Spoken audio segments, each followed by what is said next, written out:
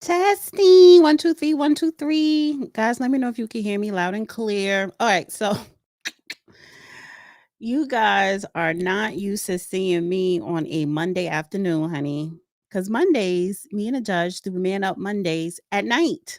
But the judge is on vacation. And I wanted to do a live because I'm gonna upload a video tonight. And then I wanted to switch it up a little bit. I want to see how the afternoon crowd does. Tomorrow I'll probably do a live in the morning. It depends, but I'm trying a lot of new things. And one of the things I want to try new this week is moving around my live streams. Yeah. So happy Monday. It's the beginning of a new week. I hope everybody had a lovely Father's Day. And I know people are at work, but it is what it is, unless they're on vacation. So yeah. But we're gonna have a good show. Honey, we got to talk about the No Kings fatigue. Yes. And then, because it's still trending, FBA versus Latinos. I guess the Latinos claim that they're going through it, honey, with ICE. And they're wanting Black people, Black Americans, they want our help, or they feel as though we should be fighting along with them. You do have some coon boule Blacks that are fighting with them, but it's not our fight. But I'm gonna get into that a little bit later. And of course, the Iran Israel war that is going on right now. How many wars that we know of? Ukraine and Russia, Israel genociding Gaza, and now Israel with Iran. Uh, Israel stay in some mess. They do. They stay in some mess. And if you don't know, I have on a blue hat. This is the hat that I wore to Beyonce's concert. So I usually wear my other like tannish hat, which is my favorite. But let me know what you guys think. Maybe should I keep this hat or put on the regular one? You guys let me know. If you hear a fan, yes, I have the fan blowing. I went to the gym, honey. I did my Pilates. I am detoxing this week. So yeah. Hi, John, Lamont, Kelly. I can listen while I walk on my lunch. Yes. Because I know a lot of people will see my audience. You guys, you work during the day, when you take it down at night and you tune in and watch me. But I'm switching it up a little bit. Yeah. All right. So let's get into it. Trump is at the G7 summit. He's there in Canada. All that shit he was talking about Canada since January 21st, making Canada the 51st state, and Justin Trudeau resigned, honey, made his ass step down, and now he's in Canada with the G7, right? So I want to play this clip here.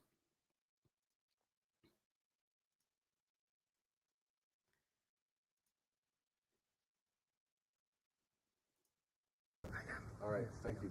So this is Trump meeting with the Prime Minister. All right, thank you. Of Mr. Canada. President, welcome to Canada. Thank you very much. It's a great honor. Happy birthday. A few days short. A little bit. A few days short, but didn't have a chance to see you on the day. Happy birthday to the U.S. military as well, 250th, and this is the 50th birthday, if you will, of the G7.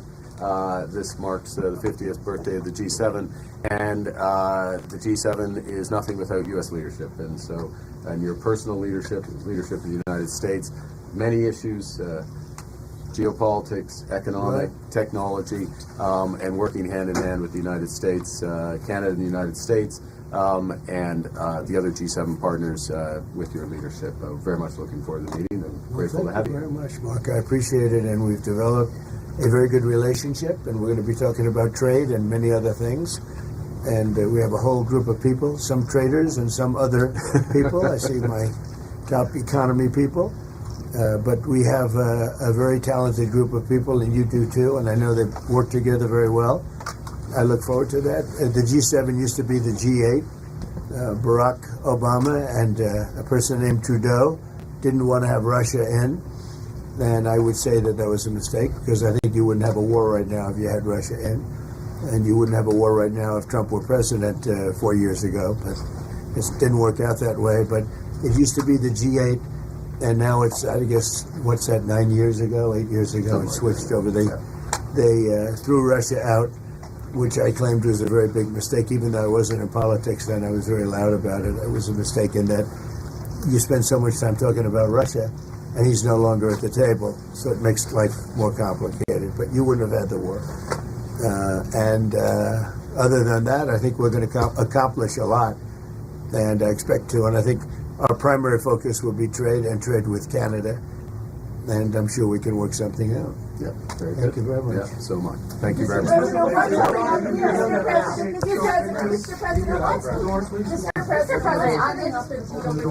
President, Say it. what is holding up a deal with Canada from your perspective? It's not so much holding up. I think we have different concepts. I have a tariff concept, and Mark has a different concept, which is something that some people like. But we're going to see if we can get to the bottom of it today. I'm a tariff person. I've always been a tariff. It's simple, it's easy, it's precise, and it just goes very quickly. And I think Mark has a more complex idea, but also very good. So we're going to look at both, and we're going to see what we're going to come out with something, hopefully. Do you think a deal is achievable within days, within weeks? Is there that kind of runway? Yeah, it's achievable. Both parties have to agree. Yeah, sure.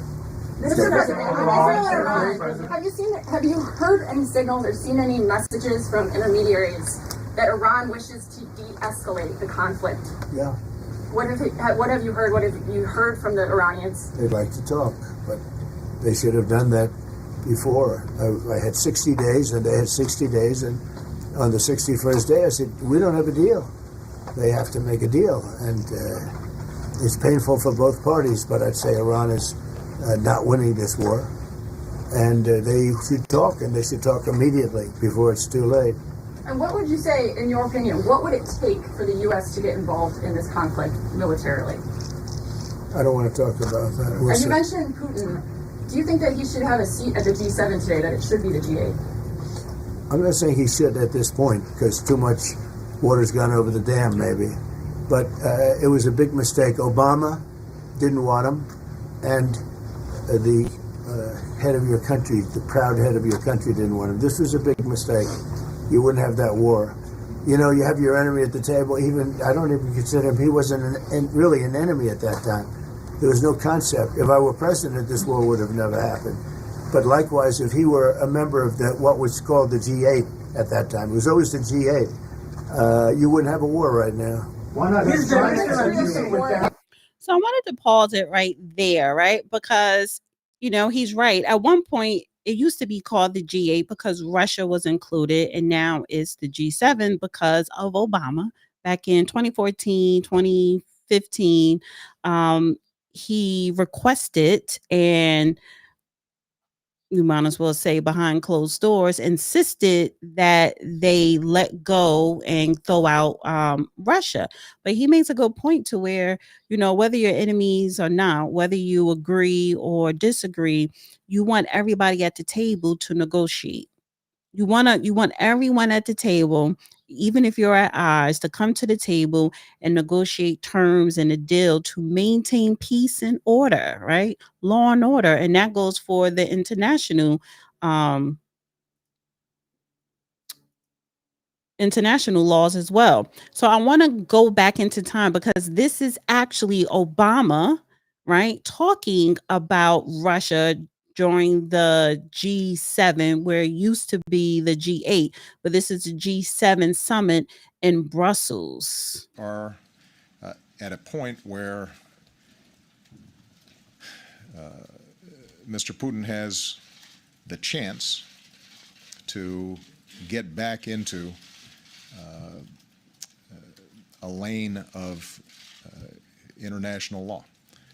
He has a president in Poroshenko who he can negotiate directly with. Having spoken to President Poroshenko this morning, or yesterday morning, it's clear that he recognizes that Ukraine needs to have a good relationship with Russia but also rightly affirms the right of Ukraine to engage with the rest of the world. And the steps that David outlined earlier and that the G7 unanimously agrees with, which is for Mr. Putin to seize this moment, recognize Poroshenko is the legitimate leader of Ukraine, cease the support of separatists and the flow of arms, work with Ukraine to engage those in the East during this process of constitutional and economic reform. If Mr. Putin takes those steps, then it is possible for us to begin to rebuild trust between Russia and its neighbors and Europe. Should he fail to do so, though, there are going to be additional consequences. And one of the important things that came out of this meeting today was the recognition on the part of all of us that we can't simply allow drift. The mere fact that some of the Russian soldiers have moved back off the border, and that Russia is now destabilizing Ukraine through surrogates rather than overtly and explicitly, does not mean that we can afford 3 months or 4 months or 6 months of continued violence and conflict in eastern Ukraine. We will have a chance to see what Mr. Putin does over the next 2, 3, 4 weeks. And if he remains on the current course, then we've already indicated the kinds of actions that we're prepared to take.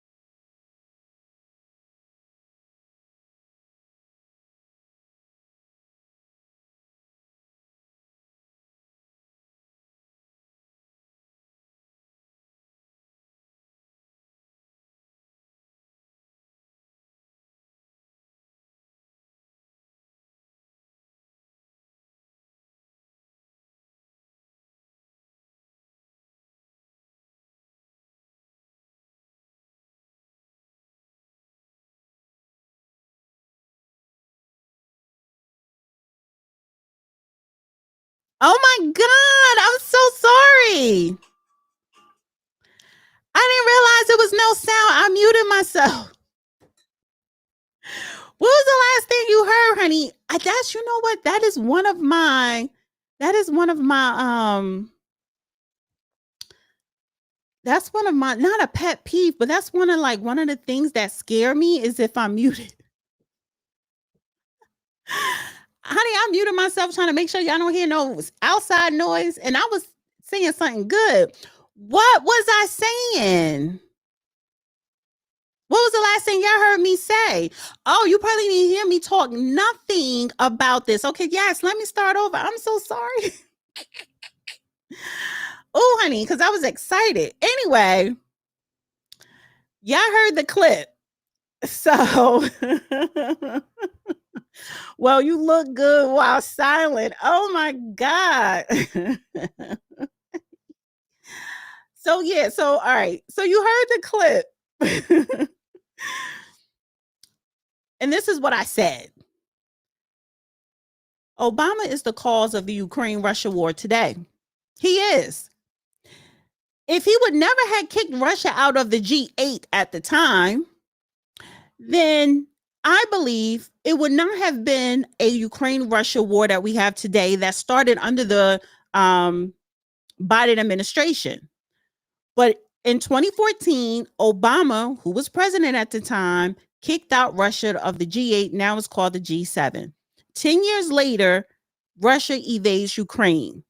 10 years later, he is the cause of us American citizens spending billions of dollars to Ukraine to fight Russia, a war that they have no chance in hell on winning. So what this man did, I don't know why. Maybe it was intentional. He's smart. He knew that Russia is not you kicked him out. So why would Russia want to come to the table and make a deal with Russia for peace? Russia doesn't need America. We need to stay in communication with Russia on the road to peace. Russia's going, and then to Putin, and after after Obama's administration, he was president in 2014, Trump came in. I don't know why Trump didn't invite Russia back. Maybe he did. I don't know. I didn't look it up. But Russia doesn't need us. Putin doesn't need us. He probably like, I don't give a damn about the G7, G8. I have BRICS and everything else. And I'm still going to go and invade Ukraine because I can. And we are footing the bill. But just like Trump said, if you bring your foes to the table, friend or foes, everybody at the table, you can always negotiate good deals. So blame Obama for 10 years ago kicking Russia out of the G8. Because who knew? Who knows what type of negotiation or deal, that would have came out of that. And the purpose of the G7, where is it? I pulled it up here. The G7 is a informal forum where leaders from 7 of the world's largest advanced economies meet to discuss global issues. Now, Russia made 8. The members are Canada, France, Germany, Italy, Japan, the United Kingdom, and the United States. The European Union also participates, represented by the European Commission and the European Council.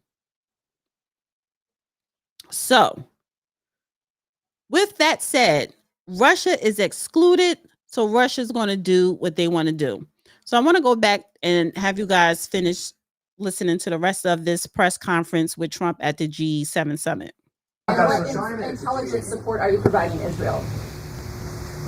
We've always supported Israel. We have for a long period of time, strongly. And Israel's doing very well right now. Why not have China at the G8? Why not have China here, the biggest economy in the world after the United States? Well, it's not a bad idea. I don't mind that. If somebody wants to suggest China coming in, I think we suggest. But you want to have people that you can talk to. They don't talk. Putin speaks to me. He doesn't speak to anybody else. He doesn't want to talk because he was very insulted when he got thrown out of the G8. As I would be, as you would be, as anybody would be. He was very insulted.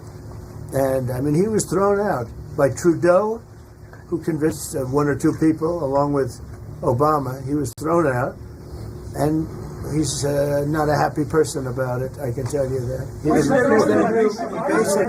basically doesn't even speak to the people that throw him out, and I agree with him. Go ahead. On immigration, why are you ordering ICE to target Democratic inner cities? What's behind that? I don't know what you're saying. You did a post last night where you said you want ICE to really target Democrats. Yeah, I want them to focus on the cities because the cities are where you really have what's called sanctuary cities, and that's where the people are. I look at New York, I look at Chicago. You got a really bad governor in Chicago and a bad mayor, but the governor's probably the worst in the country, Pritzker.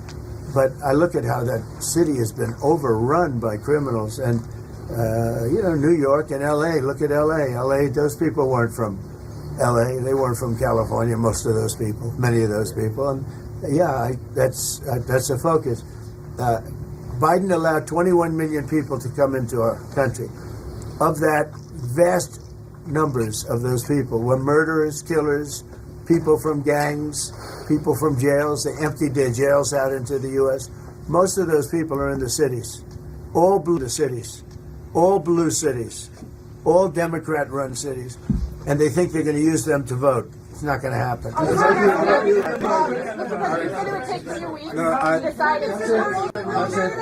you. If you don't mind, I'm going to exercise my role, if you will, as G7 chair, since we have a few more minutes with the president and his team, and then we actually have to start the meeting to address some of these big issues. So, merci beaucoup. Okay, so, and I made sure the mute button was off. So so this is, the kickoff of the G7 summit, but he's absolutely right, especially about the illegal migrant crisis, which I'm gonna get into a little bit later in the show. But when you talk about kicking Russia out, why would you kick Russia out when they are one of the major largest economies in the world? When you talk about having nuclear weapons, having a mass army, they are a big factor. So listen, Obama's a trickster. Obama, yes, he was president for 8 years, but he had a 50-year plan. That man knew when he kicked Russia out of the G8 at the time, when he kicked them out and they made it the G7 because of the Ukraine-Russia tension, he knew Russia was going to invade Ukraine. I'm not even calling it a war because they've been winning since the beginning. He knew that. He knew it. So we can revisit that on another live, and I dig a little bit deeper as to the reasons why Obama and Biden wanted the war in Ukraine, because they did. So that will be discussed at a later show. Now let's move on to a person that I feel as though is the devil. He is. And that would be Netanyahu. This man, where is it? Guess which student has a better chance? Netanyahu. I do believe he's the devil. I'm sorry. He is Satan himself. Let's see. All right. So Israel started to bomb Iran last week, Thursday or Friday. Let's say last week, Thursday. And Iran start bombing their asses back. And I think that caught Israel off guard because it broke through that damn Golden Dome. Yeah. They tapped that ass. And usually it's hard to drop bombs in Israel. But and so now, of course, Netanyahu is saying, hey, Trump, United States, y'all gotta back us no matter what. That deal that you wanted to have with Iran, or that just blew up in smoke. But Netanyahu is the problem. He is the cause of the genocide in Gaza, because it is a genocide in Gaza. And just to go back real quick before I play this clip, if you notice, right before the October 7th strike on Israel, Netanyahu, that same year, a couple months prior, was about to get booted out of his position and be brought up on war crimes. But now all of a sudden, you start a genocide on the people of Gaza, right? And now you're starting a full-fledged war with Iran. So this is Netanyahu being interviewed on Fox News yesterday on Sunday. With Israeli sources, they are drawing a stark contrast in what is happening here. The Israelis are going after military and nuclear sites. The Iranians are firing ballistic missiles toward Israeli civilians. Brett. Trey Yingst in Tel Aviv. Trey, thank you.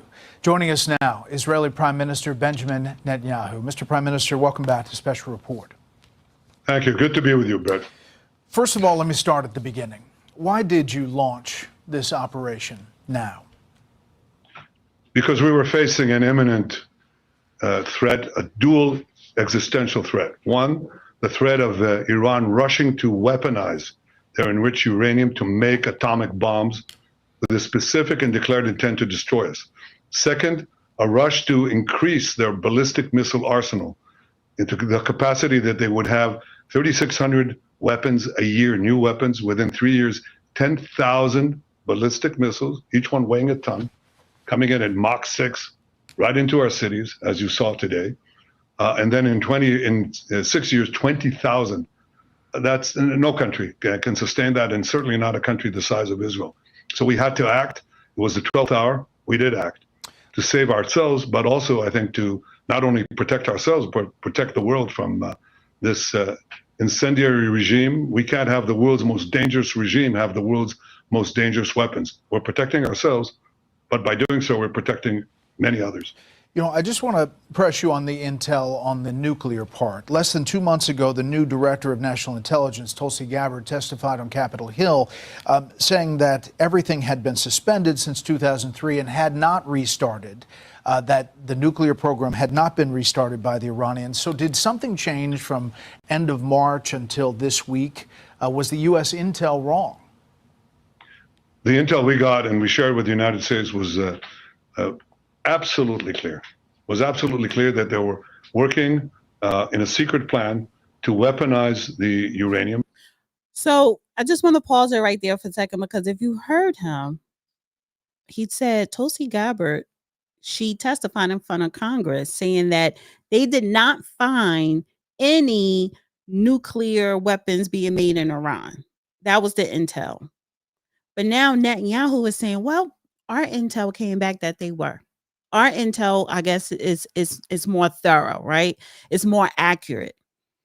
And this is why I say he's the devil, because he pulled this same stunt right after 9/11. He was the cause of American soldiers, of President George Bush sending soldiers to evade Iraq. Because of him. But I want to finish playing this for you.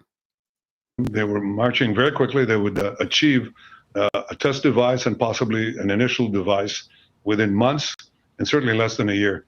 That was the intel we shared with the United States. I think we have excellent intel in Iran. I think we've proven that. And that is something that we couldn't possibly accept. Whether it would be 6 months or 12 months or 13 months is immaterial. Once they go that route, it's too late. Mm-hmm. And we will not have a second Holocaust, a nuclear Holocaust. We already had one in the previous century. The Jewish state is not going to have the Holocaust meted on the Jewish people. It's not going to happen. Never again is now, and we had to act now. What is the goal of these strikes? You talked early in one of your speeches after the attacks began with a message directly to the Iranian people. Clearly, some of these strikes have targeted Iranian leadership, military, nuclear scientists, and other leaders. So is regime change part of the... Mr. Wonderful here. My friend Howard Marks is the co-founder of Activision. Here. Could certainly be the result, because the Iran regime is very, very weak. I think it's basically left with two things. It's plans to have atomic bombs and ballistic missiles. That's basically what Iran has. They certainly don't have the people. 80% of the people will throw these theological thugs out. I mean, they murder them. They oppress them for 46 years. They've yearned for freedom. I mean, they shoot women because their hair is uncovered. They shoot students. They just suck the oxygen from this brave and gifted people, the Iranian people. And you know, the Persian people and the Jewish people have had an ancient friendship. It goes back to the times of Cyrus the Great. It could happen again. But again, the decision to act, to rise up at this time is the decision of the Iranian people. We decided to act because we saw enough uranium, enriched uranium, for 9 bombs. And all they had to do was weaponize them. We stopped that. We're attacking their nuclear sites. We attacked their chief nuclear scientists working. It's like Hitler's nuclear scientists. Would you leave them? Of course not. We attacked their top command. I can inform you, Brett, that moments ago, We also got the chief intelligence officer and his deputy in Tehran, because we're now over the skies of Tehran. Our pilots, our brave pilots, are over the skies of Tehran, and we're targeting military sites, nuclear sites. That's what we're doing to take out those two threats. Unlike the Iranians, who your reporter said correctly, they're targeting our civilians. Yeah. They're bombing our civilians. So that's the difference. They're a terrorist regime. We can't have Iran have nuclear weapons. And by the way, our intel shows that they intend to give these nuclear weapons to their Houthi proxies and others. And that's nuclear terrorism on a global scale. It threatens everyone. And the last thing is they have plans to develop intercontinental ballistic missiles. Right now, 8,000 kilometers, very soon, just out a little distance, and they can reach the eastern seaboard of the United States. These people who chant death to America, try to assassinate President Trump twice, killed 241 of your Marines in Beirut, killed and injured thousands of American soldiers in Afghanistan and Iraq, try to bomb a restaurant in Washington, D.C., chant death to America, burn the American flag. Do you want these people to have nuclear weapons and the means to deliver them to your cities? Of course not. Yeah. So we're defending ourselves, but we're also defending the world. I want to talk about the nuclear threat. I want to talk about President Trump. You just said Iran tried to assassinate President Trump twice. Do you have intel that the assassination attempts on President Trump were directly from Iran? Through proxies, yes. Through their intel, yes. They want to kill him. Look, he's enemy number one. He's a decisive leader. He never took the path that others took to try to bargain with him in a way that is weak, giving them basically a pathway to enrich uranium, which means a pathway to the bomb, padding it with billions and billions of dollars. He took up this fake agreement and basically tore it up. He killed Qasem Soleimani. He made it very clear, including now, you cannot have a nuclear weapon, which means you cannot enrich. He's been very forceful. So for them, he's enemy number one. Yeah. Look, they also tried to kill me, but I'm his junior partner. When did they you understand that President Trump is a great threat to Iran's plans to weaponize nuclear weapons and use them. So this is about 30 minutes. I'm gonna fast forward. I'm not gonna play the whole thing straight through. Okay, so here's the thing. I'm not on Iran's side here. So make no mistake about that. I am on the side of the innocent Palestinians. Iran didn't come to their issue. A lot of Muslim nations did not come to the Palestinians' rescue to help them, right? And that is true that Jewish people and Muslims have had a history of being very close and working together and living amongst each other, right? But the problem here is, okay, if Iran is tried to assassinate Trump, probably so. Why do we have an open border for the last 4 years? How many sleeper cells, Iranian sleeper cells, Chinese sleeper cells, whoever, how many sleeper cells enter this country illegally through that border under the Biden administration? So now Trump is president. He's the cleanup man. And then Netanyahu talking about something, well, I'm his partner, as if it's Batman and Robin. And that's the problem. Robin keeps starting shit that is costing us a lot of money and a lot more enemies. Because why would you go and take it upon yourself to start bombing Iran and not just wait for Trump to talk to Iranian president or whoever to come up with a deal? Netanyahu is just not giving a fuck about what anybody is saying or doing. He is not interested in a peace deal. He just wants to bomb and destroy. And I guess he's saying, well, better you than me. And that's the problem, because you need us to always back you up in your bullshit. So let's go back in time a little bit, and then I'll swing back to this. Where is that clip? No, it's right here. So I'm going to play this whole clip through because this is true. This is the problem with Netanyahu. And I heard this on PBD the other day last week, and he said, you know, a lot of times the way people speak with such strong confidence, right? And they can have good diction. But he said a lot of times people are speaking in opinion base, but they're trying to deliver it as if it's a fact. And that's the problem with Netanyahu. He is speaking to America, to the American Congress, to Fox News, to whoever, as if it's fact. And it's really his own personal assessment or his own personal vendetta, but he's delivering it as if it's a fact. And this is the proof here. Going back to 2011. 2001. This was September 2nd, 2002. So it was a year and a day after the 9/11 attacks. Is answered. There is no question whatsoever that Saddam is seeking and is working and is advancing towards the development of nuclear weapons. No question whatsoever. Saddam is hell-bent on achieving atomic bombs, atomic capabilities as soon as he can. I believe that even free and unfettered inspections will not uncover these portable manufacturing sites of mass death. Your statement, which is very eloquent, boils down to one thing, and that is, do we react to another attack on America after hundreds of thousands or millions of lives have been lost, or do we preempt that kind of action from happening in the first place? Spoiler alert, we preempted. We invaded Iraq. And none of the nonsense you just heard there about Saddam Hussein turned out to be true.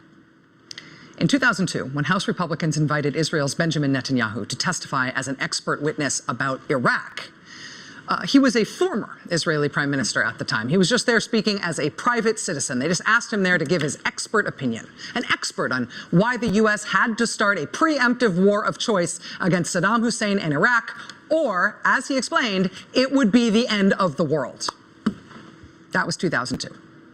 Today, House Republicans asked him back to make the case again about the end of the world. This time, though, he sees it coming from Iran. That deal will not prevent Iran from developing nuclear weapons. It would all but guarantee that Iran gets those weapons, lots of them. Iran could have the means to deliver that nuclear arsenal to the far-reach corners of the earth, including to every part of the United States. The Middle East would soon be crisscrossed by nuclear tripwires. A region where small skirmishes can trigger big wars would turn into a nuclear tinderbox. We'll face a much more dangerous Iran, a Middle East littered with nuclear bombs, and a countdown to a potential nuclear nightmare. So this time, he's in the United States as a serving Israeli prime minister. So this time he got to speak at the podium alone instead of at the witness table. Because Prime Minister Netanyahu is running for re-election in 2 weeks, President Obama did not meet with him on this trip to Washington. There's a longstanding White House policy to not meet with foreign leaders right before those leaders face an election at home. But the sheer political spectacle of this speech in Congress today, of House Republicans inviting a foreign head of state to speak at the U.S. Capitol for the express purpose of undermining the president's ability to carry out his foreign policy, the sheer spectacle of this unprecedented pledge of allegiance to a foreign head of state as a means of insulting and undermining our own president, that has really never happened before. So that made today a very big day in terms of Washington news. That also made today a great day in Washington to bury other news about Congress. News that on any other day would be screaming from its own headlines. But today, this is what they got instead. Look at this teeny tiny little AP story. This crossed the wire shortly before the big Netanyahu speech. Quote, GOP says House to vote Tuesday on year-long bill to fund Homeland Security without conditions. Oh, that happened. House Republicans threw a months-long tantrum saying they would force President Obama to bend to their will by holding hostage the Homeland Security Department. They would never agree to fund Homeland Security. President Obama would be forced to capitulate. That's been going on for months. All right, I don't need to finish. So This was during the Obama's administration. Back in what? 2014, 15. Let me see the date on this exactly. This was back in 2015. So this was towards the end of President Obama's last term. And that was Netanyahu speaking to Congress, saying how, oh my God, Iran, if they get a hold of nuclear, they're gonna bomb us, and they're already getting a hold of it. Why should we believe him? Why? If you don't understand how history always repeats itself, this is a prime example. He sat up there in front of Congress as a witness about Iraq and Saddam Hussein. The whole thing was a lie. A lie. A lie. Fast forward, because that was in 2001 or 2002. Fast forward to 2015, that year, he speaks in front of Congress about Iran under Obama. Fast forward now in 2025, 10 years later, he ain't speaking to nobody. He's just pressing a button saying, bomb the hell out of Iran. And Trump, you better back me.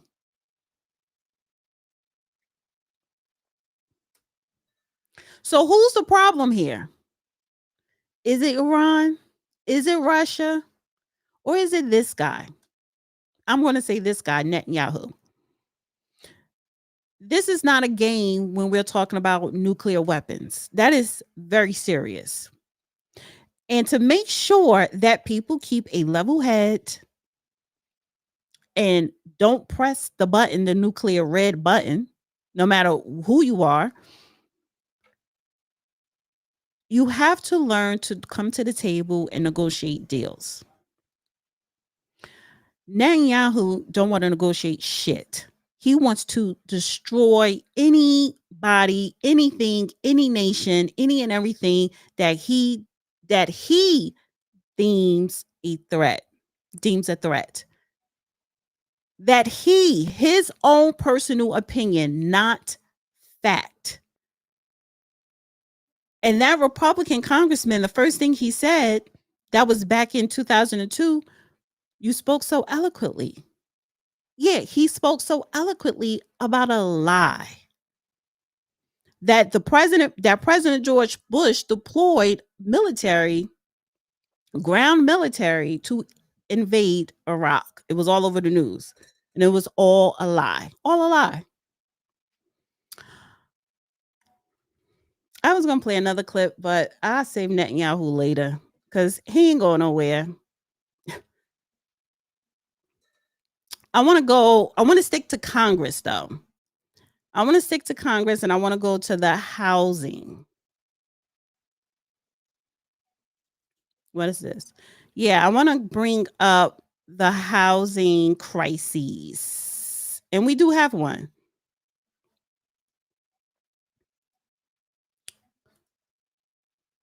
So, Secretary of Housing is Scott Turner, black man. I think he's the only black person in Trump's cabinet, or whatever.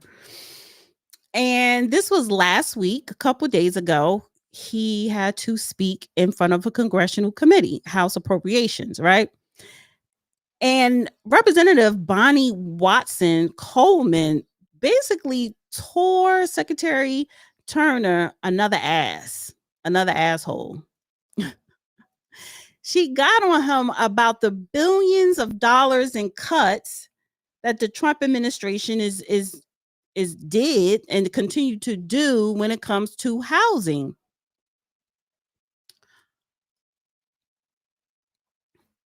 HUD, the U.S. Department of Housing and Urban Development, provides various housing assistance programs for low-income individuals and families, including public housing and housing choice vouchers, i.e. Section 8. These programs aim to make safe and affordable housing accessible to those who qualify based on income and other factors, right? Homelessness, your income, if you're a single mom or dad and you have children. There's a whole different other factors. But that takes money from the federal government. The states also contribute to these housing program as well. But now under the Trump administration, they're doing billions of dollars of cuts. And I want to play this clip here because Representative Bonnie Watson Coleman was furious with his actions. We have Ms. Watson Coleman. You have 5 minutes, Ms. Coleman. Thank you. Welcome, Mr. Secretary. You've said a lot today. You've not answered one question, but you're consistent. You've not answered the hows of the questions that the Republicans have asked, and you certainly haven't answered how you're going to make something happen on this side either. What I am concerned about is how you could even open your mouth and say that you care about this population or these populations when you're willing to come here and advocate for a 51% reduction in the budget. And so I want to go over a little bit of this stuff with you because I don't think you're refocusing. I think you're devastating.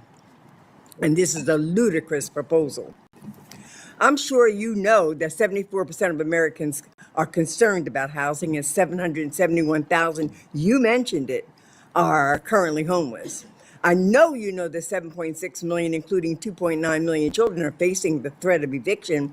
I know that you know that this budget does not usher us into any alleged golden age, but perhaps a gilded age. I am unsure how you and this administration arrived at the decision to cut HUD by 51%, specifically $45.6 billion during a period of rising homelessness and housing insecurity. And I want to remind you that 4 years ago, you were here. You and the administration are going to try to sell the American people a story that these cuts are justified, and you're giving, while you want to give your money back to very wealthy donors. It's my job to show the American people that these are unjustifiable cuts. And so here, let us go with this.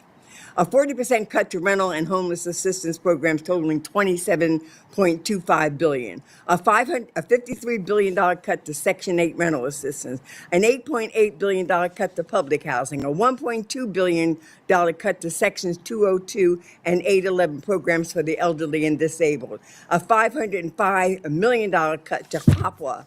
A $22 billion cut to HUD's housing construction supply and preservation program. A $1.25 billion cut to the home program. You care about home ownership? I don't think so. A $75 billion cut to the Choice Neighborhoods program. A $12 million cut to the SHOP program. A $6 million cut to rural capacity building grants. A $10 million cut to the Price program. A $296 million cut to the lead hazard reduction and healthy home programs grant. A $3.3 billion cut to community development block grants, a $100 million cut to pro-housing, a $196 million cut to family self-sufficiency programs, a $58 million cut to housing counseling, a $101.4 million cut to fair housing. Now, Secretary, I'm sure you know that these cuts will successfully increase housing instability, and evictions. I'm sure you know that those facing evictions don't have a right to counsel. I am sure you also know that your budget is making massive cuts to legal aid for those facing evictions and homelessness. So I'm sure you know that cutting rental assistance, eliminating fair housing protections, and defunding legal aid will not reduce homelessness and eviction in this country.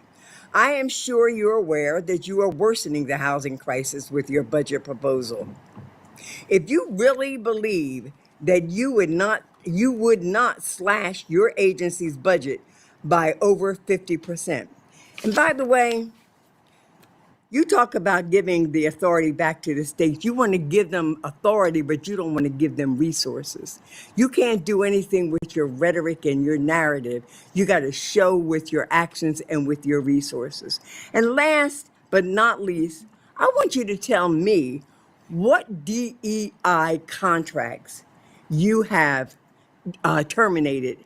What does that mean? Did you terminate contracts to veterans? Did you terminate contracts to disability organizations? Did you terminate contracts to Black contractors?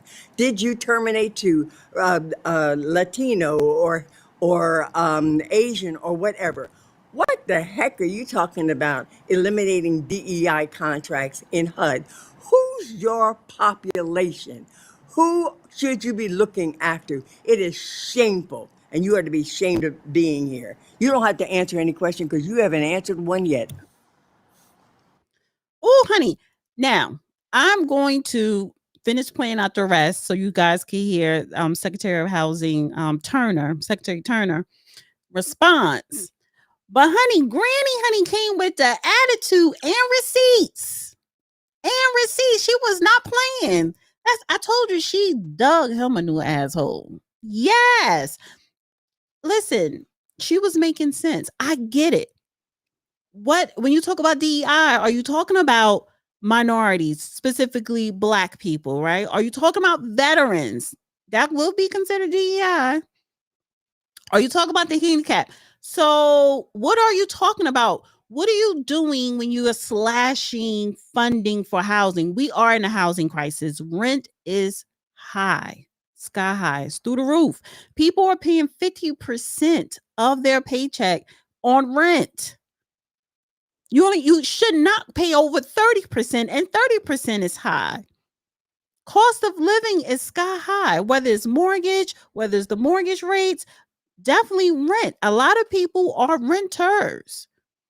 You have a lot of single parents out here, women and men, particularly women, who's not making enough money, so they do need Section 8 vouchers. But there's always a flip side to it. Homelessness is the highest it's ever been. Yes. So I agree with Granny. I agree with Representative Granny Coleman. Well, all that sass and attitude, honey, coming with the receipts. But I like Secretary Turner, Scott Turner, because he keeps his cool, he keeps his composure. And a lot of times he just drops one line that blows up your whole goddamn theory. Ms. Vice Chairman, I would actually like to answer her. I yield back. I don't need you. Okay, thank you, Congress Lady. And thank you for stating all the stats of our budget. We really appreciate that because it just reiterates my point that with record funding, HUD has still not carried out its most basic mission. And I have There it go. There it is. And honey, she got mad as hell. Let me rewind that back just a little bit. Vice Chairman, I would actually like to answer her. I yield back. I don't need you. Okay, thank you, Congress Lady. And thank you for stating all the stats of our budget. We really appreciate that because it just reiterates my point that with record funding, HUD has still not carried out its most basic mission. And I have Don't answered act like questions. you haven't been here, sir. Just 4 years ago, you were here. Miss Don't act Miss like Watson you Coleman, care if about you let this him, population. Miss Watson Coleman, if you let him answer the question, I your don't time need. has expired. Listen, I reclaimed my time back. I yielded my time. You wouldn't let him waste your time. You let him. Let the man finish. Thank you, Madam Vice Chair. And thank you, Ms. Watson Coleman. Thank you for reiterating my point that status quo is not good enough. That also homelessness has gone up in spite of record funding. And thank you, Mrs. That right there, homelessness continues to rise despite record funding. So what are you guys doing with all that money? See, Doge was God sent, honey, because Doge uncovered all of the waste. But he's not lying. Let me pull this up here.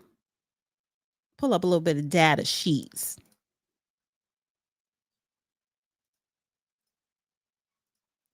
America's homeless population on a rise. 2007, between 600 and 700,000, right? Fast forward to 2023, Biden administration. 653,000. It took a dip a little towards the end of Obama. It took a more of a dip under Trump's first presidency in 2016. Continue low, and then it started to rise in 2019, definitely in 2020 because of COVID. 21, 22, I don't see 21, 22 here. That jumps to 2023. Okay, fine. And it shoots up in 2023, shoots back up under the Biden administration. So with record funding, why is the homeless population rate, why is it going up? If you have so much money, if you're funding HUD to as much as it can be funded, the problem is getting worse. So where's the money? Show me the money. You can't, because you weren't doing your job. Democrats, Representative Grandma Coleman. So when a lot of people do all this attitude and they want to be mean face, cussing you out, that is a defense mechanism to cover their ass.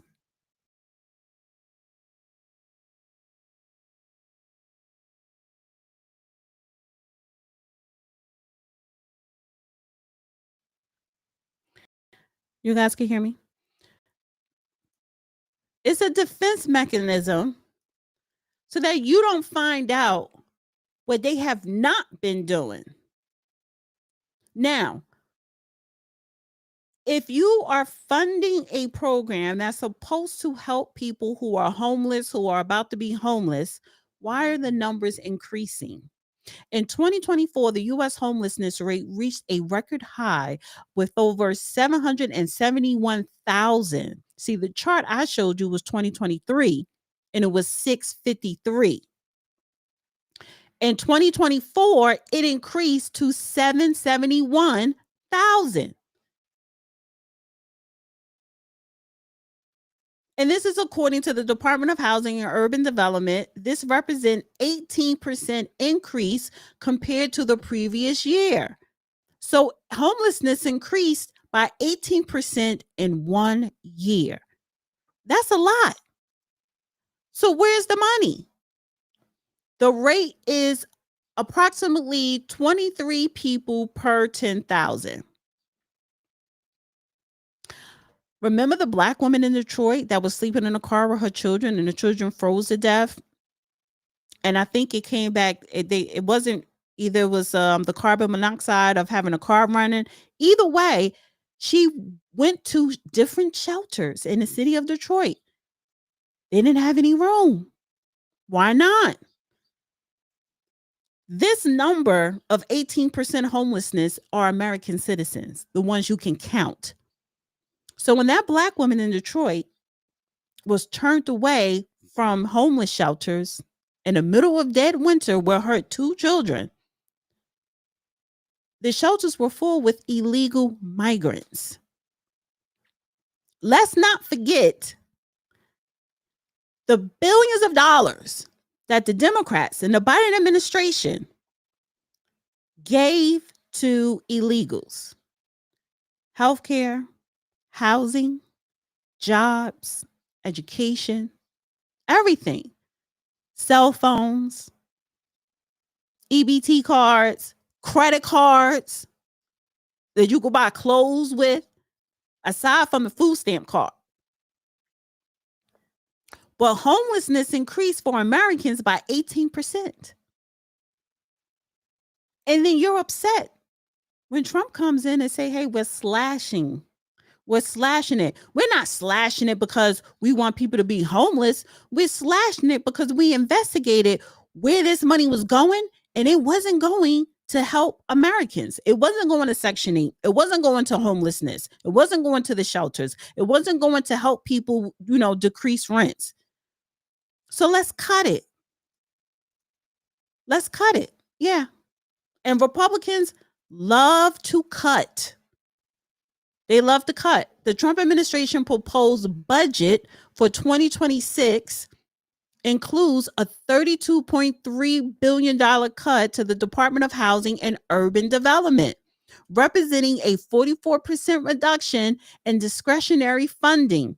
This is part of a larger proposed $163 billion cut in overall domestic spending. Specifically, the proposed budget would cut rental assistance programs by $26.7 billion, 43%, with remaining funds being consolidated and block granted to states.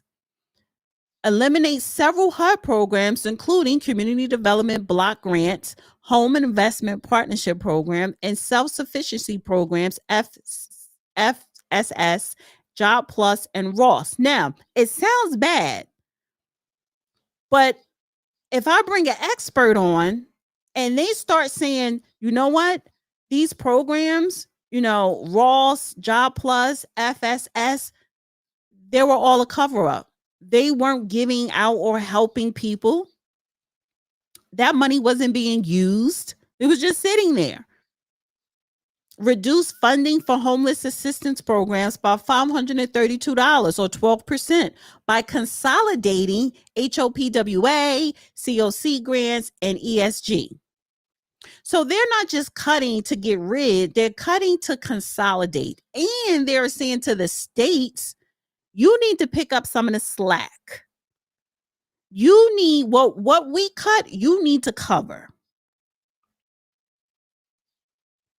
So listen, you want to complain about the Trump administration, particularly HUD, Secretary Scott Turner, yeah, cutting billions of dollars, Section 8, blah, blah, blah, blah, blah. But like he said, so, okay, when it was funded to this highest peak ever, the homeless rates increase. So how can you continue to fund something to help eliminate the homelessness, but instead of homelessness decreasing, the more funding, the more homelessness you get? Make that make sense. The more funding to these different organizations, for-profit, non-for-profit, and grants, the more money you give out, the more people become homeless. Where's the money? They're stealing it. They're appropriating the money in their own personal bank account. It ain't going to the people. It's going everywhere else except for the people who it was supposed to be for. And that is a fact. The numbers ain't lying. Grandma Coleman is lying.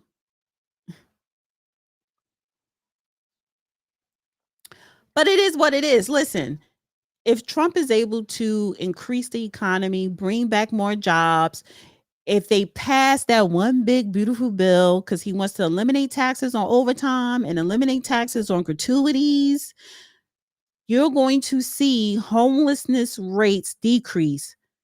The number one way, the number one reason or solutions to eliminate homelessness is jobs. Women, jobs, and daycare. More money than you could afford a place to live, along with the assistance. So, and people don't understand taxes, no taxes on overtime, no taxes on gratuity. People need to understand that is going to help thousands of Americans, if not millions of Americans, from going hungry and from being homeless. An extra $200 a month can make sure that a single mother with 2 kids don't go hungry or don't become homeless. And a lot of women are in the service industries, waitressing or what have you, men too. So if he's able to bring back more jobs, eliminate taxes on overtime and gratuities, we are going to see a decrease in homelessness. It works. All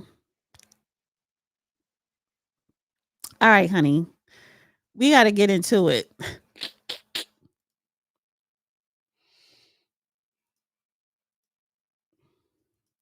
This is so sad. And what I want to know is, has the Democrats released a statement about the congresswoman that was assassinated?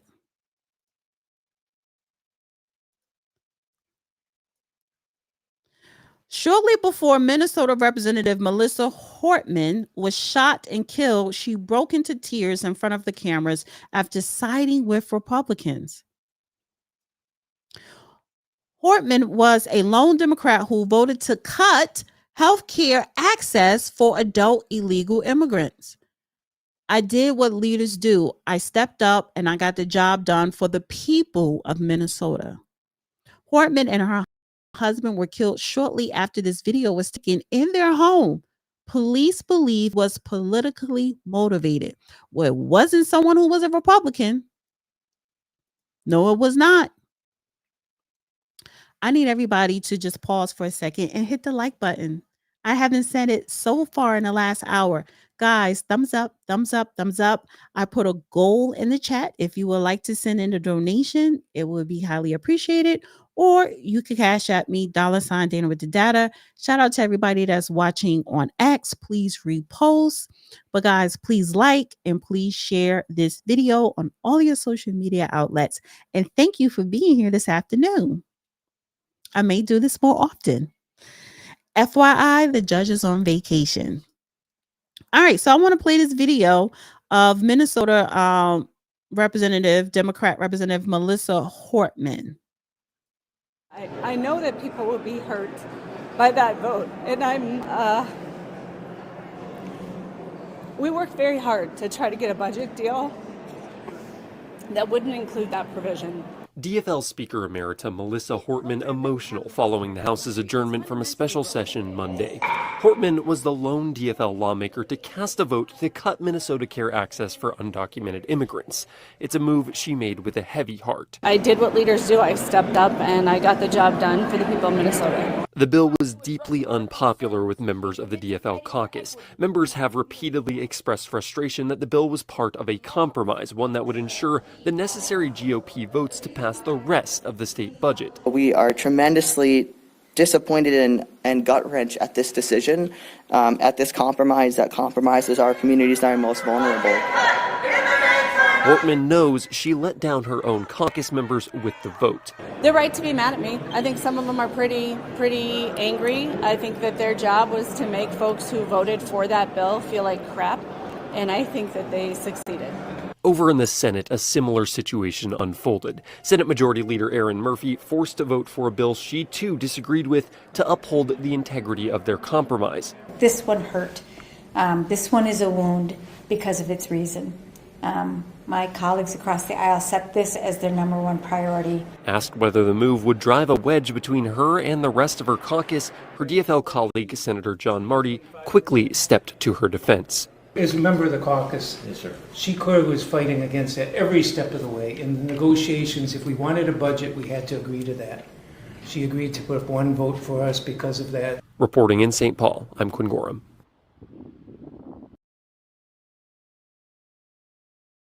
I wouldn't have cried.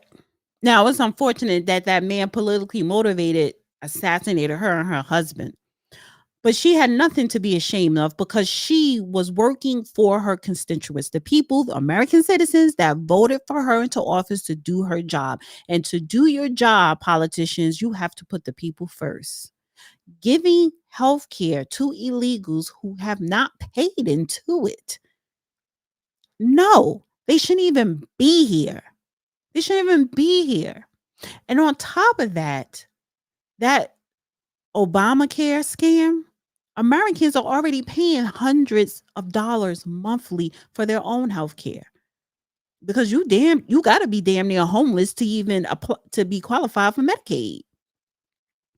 So someone that just crossed the border, you're going to give them Medicaid and so they can have access to all this health care, to whereas me, working taxpayer, state and federal paying taxes, I got to pay $500 a month because I don't qualify for Medicaid, but you want to give to someone who just came over here yesterday and have not contributed not one dime to this country.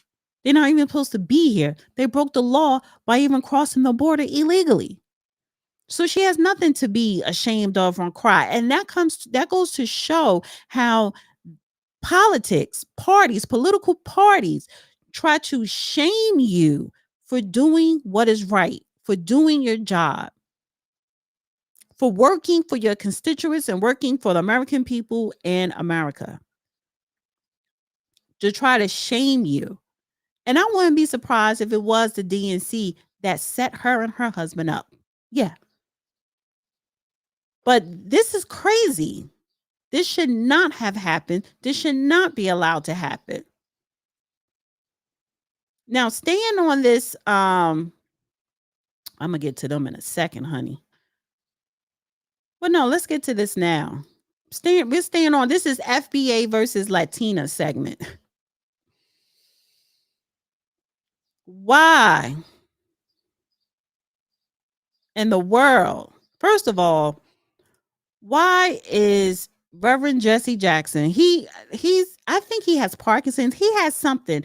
He's not fully mentally there. They prop him up in his wheelchair for symbolism.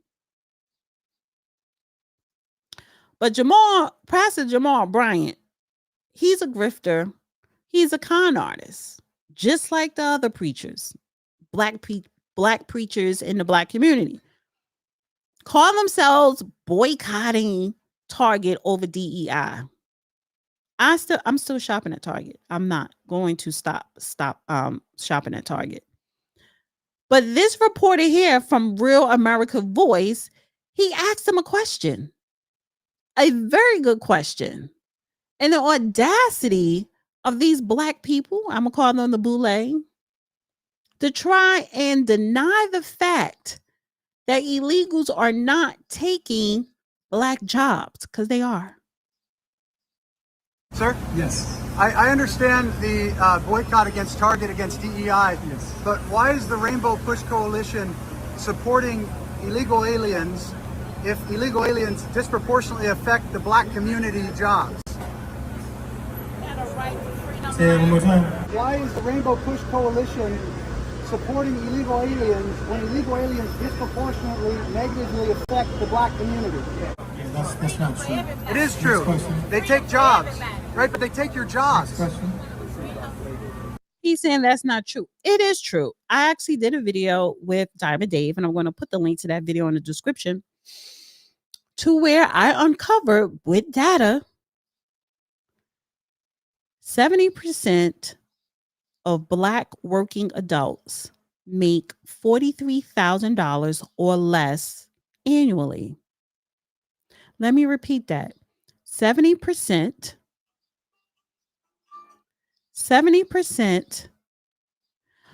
of working black Americans, adult Americans, make $43,000 or less annually. 43,000 or less, that is the low wage jobs. It's the low wage jobs.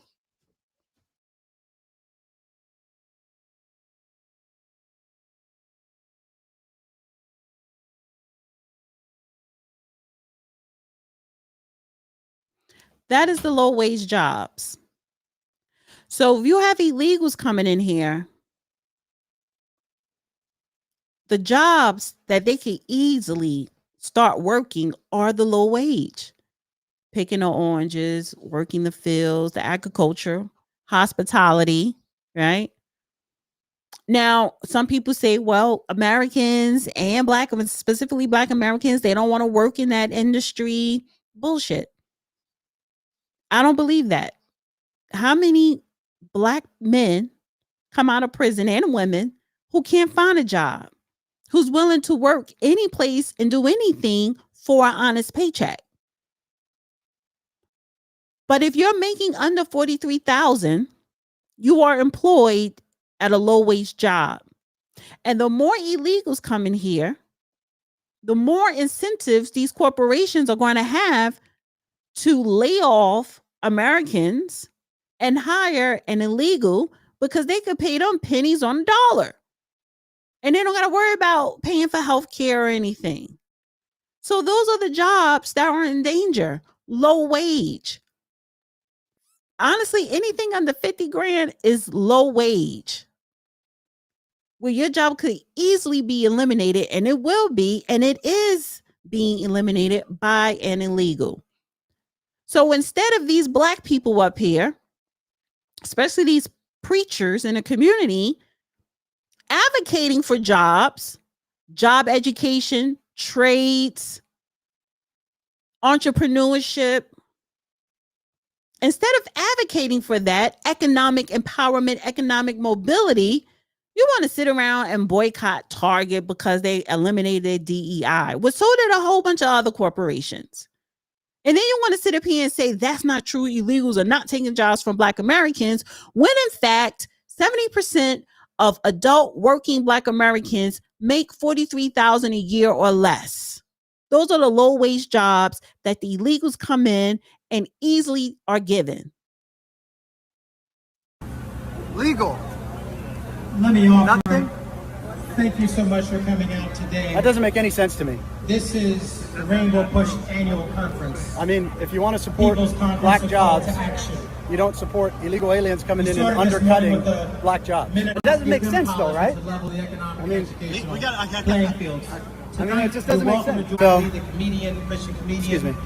Move on with Darius Brooks and Uplifted by Jacayla No Call answer to the question, to but end that the evening. everybody, You're anybody welcome involved there. with It is this, free admission. So please and come I'll and sojourn I'll with answer us. the question for you, Pray with us. because it doesn't matter about black jobs.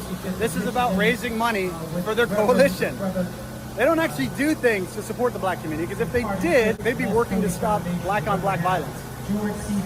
But what they want to do is continue DEI, continue making excuses, continue victim mentality instead of setting people free.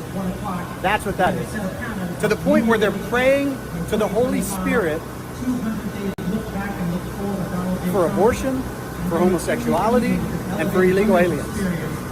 You talk about deception. The devil is the deceiver, and he has deceived this group of people, sadly. Pray for them. In Jesus' name. Sir?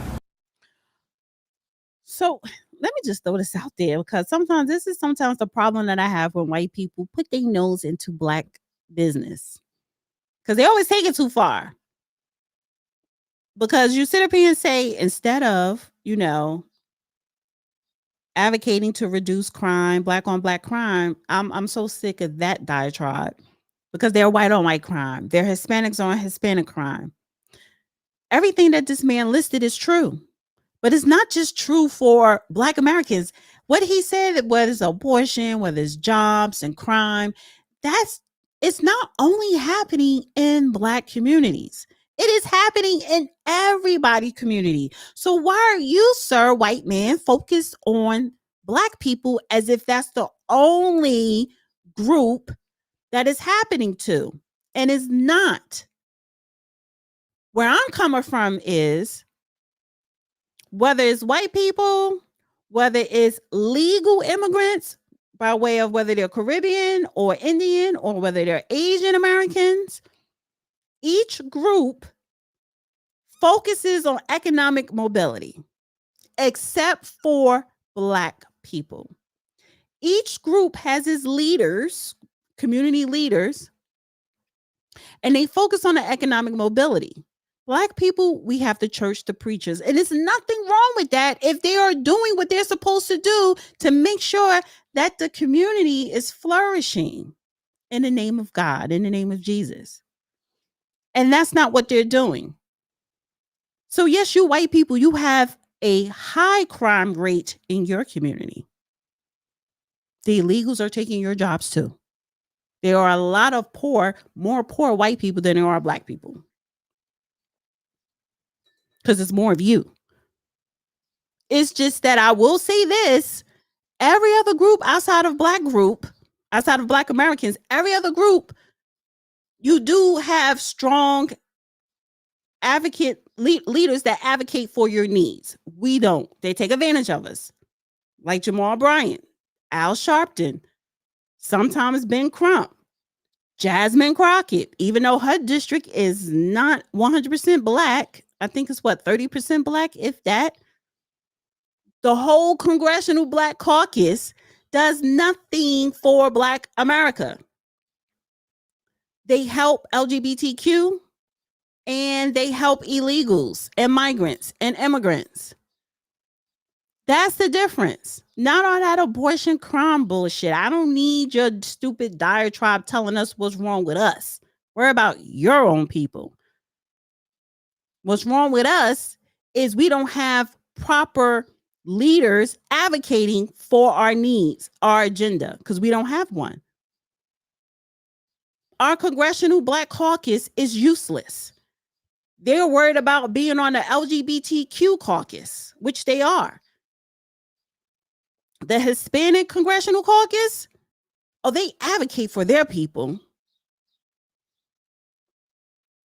But what is the Black Caucus doing for us? Nothing. Grifters.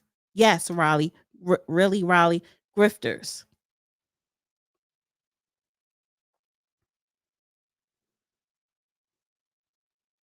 So that's the problem. And I'm really tired.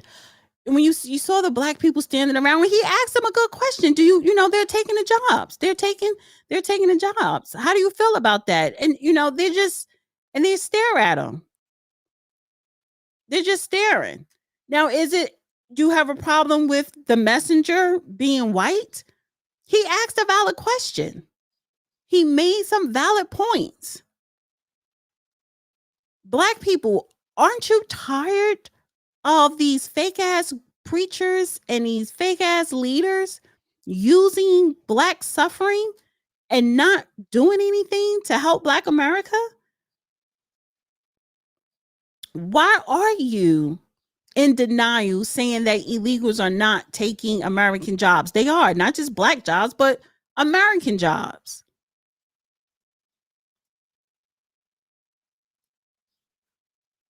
For homosexuality and for illegal aliens.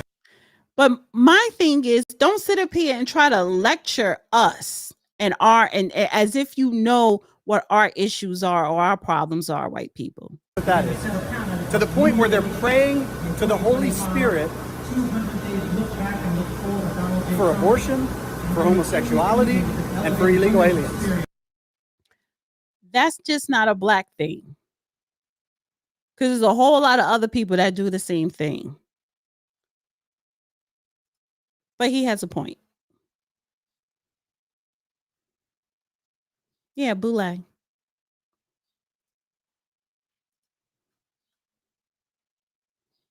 Speaking of this FBA versus Latino,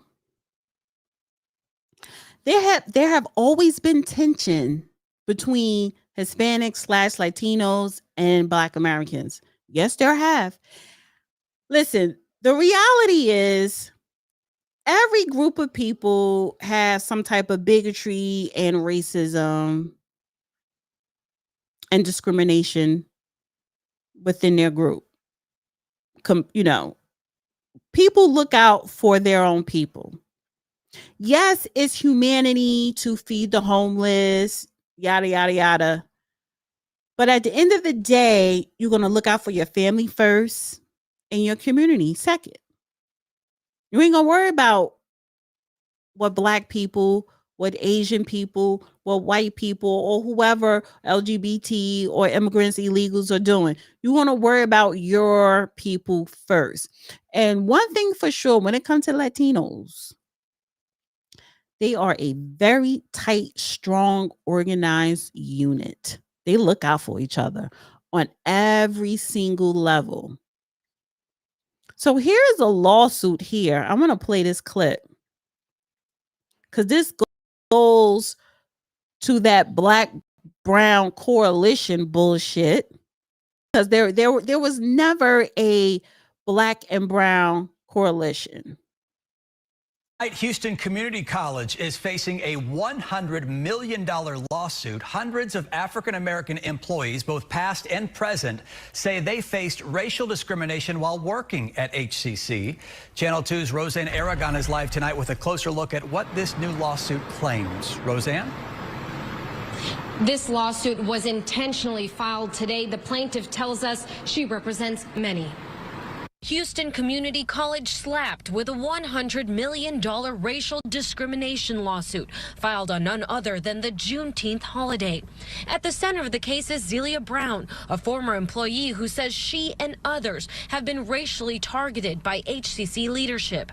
The suit also reveals an email chain from Chancellor Cesar Maldonado, which states now we Hispanics are going to receive preferential treatment. This is a pattern. That's something that is methodically and deliberately done to ostracize that individual. The suit names Maldonado, HR Director Janet May, and Board of Trustees member Adriana Thomas, claiming they worked intentionally on a, quote, well-developed, systematic, entrenched, and wildly successful campaign of race and sex discrimination against top-level black employees, stating that 90% of the longtime black professionals at HCC have either been terminated or demoted, while there has been a 50% increase in Hispanic hires and promotions. Whether it is demoting them by pay, placing them in a lower level position, creating schemes. Brown says it happened to her. In 2016, she was hired to advise on grant use and compliance.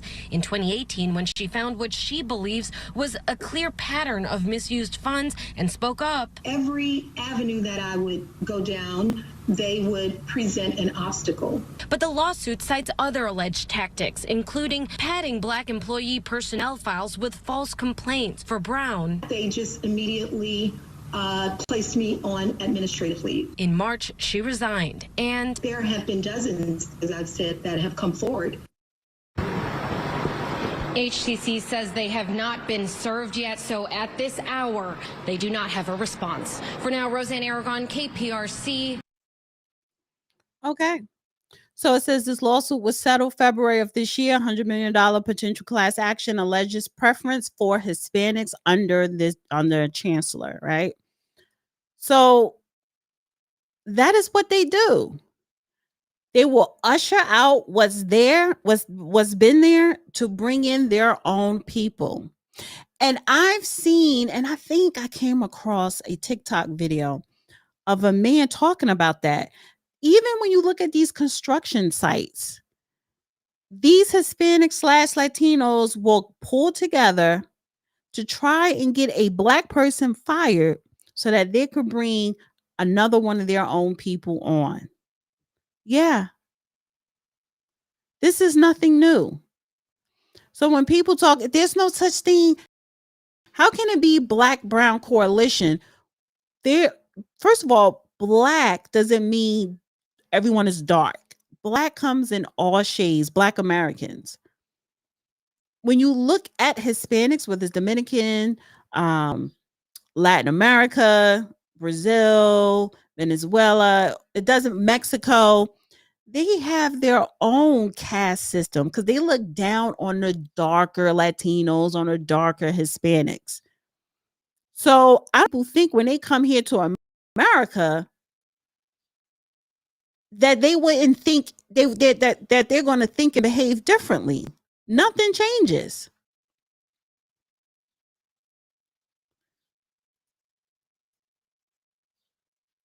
The tension between the Black and Latino community needs to stop. And we need to be the generation to stop it. Anti-Blackness exists in our community. We know this. Anti-Blackness also exists within the Black community itself. All communities of color struggle with this. And the reason why is what we all have in common.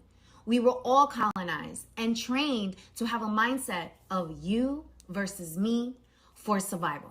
But that ends with us. We need to lead with unity and not division.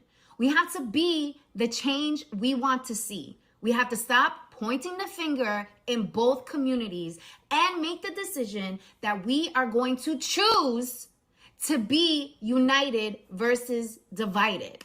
I'm not going to pretend like I have all the answers, but here are examples of how you can show up differently and be the change you want to see.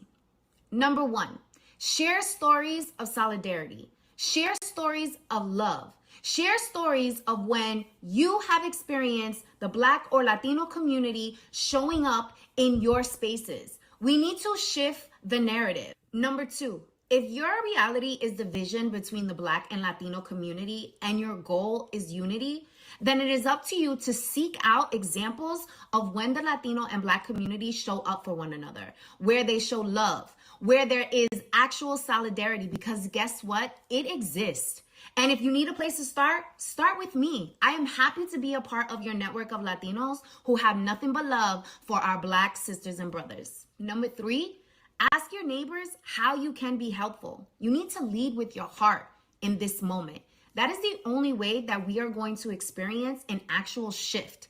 We have to show up as human beings. We have to show up vulnerable. We have to show up as the change that we want to see. Lastly, ask others to join you.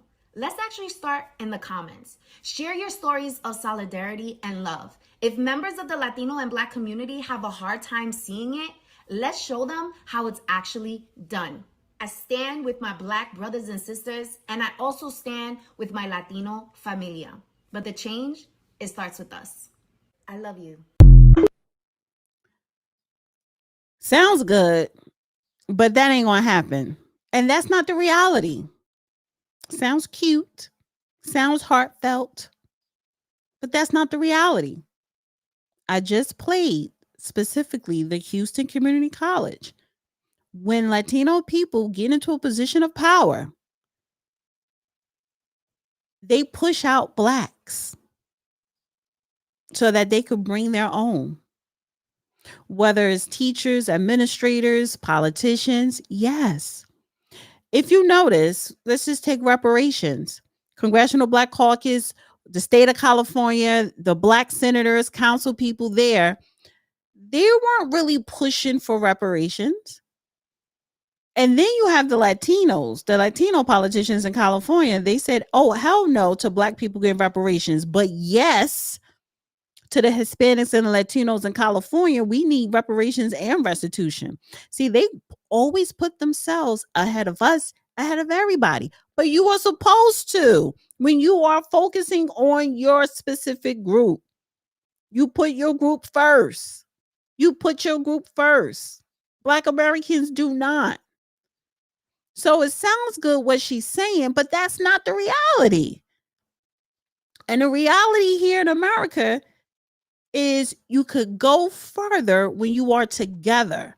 And being together, that means together with your own group, separating from everybody else and making sure that your agenda is being met. Economic empowerment for your community, for your family, for your specific group of people. Yeah. Now, recently, this young lady here, she sang the Spangled Banner at the LA Dodgers baseball game. But she's singing in Spanish because she wanted to be in solidarity against the ICE raids. It's okay. We are going to do the song in English today, so I'm not sure if that wasn't or if that wasn't relayed.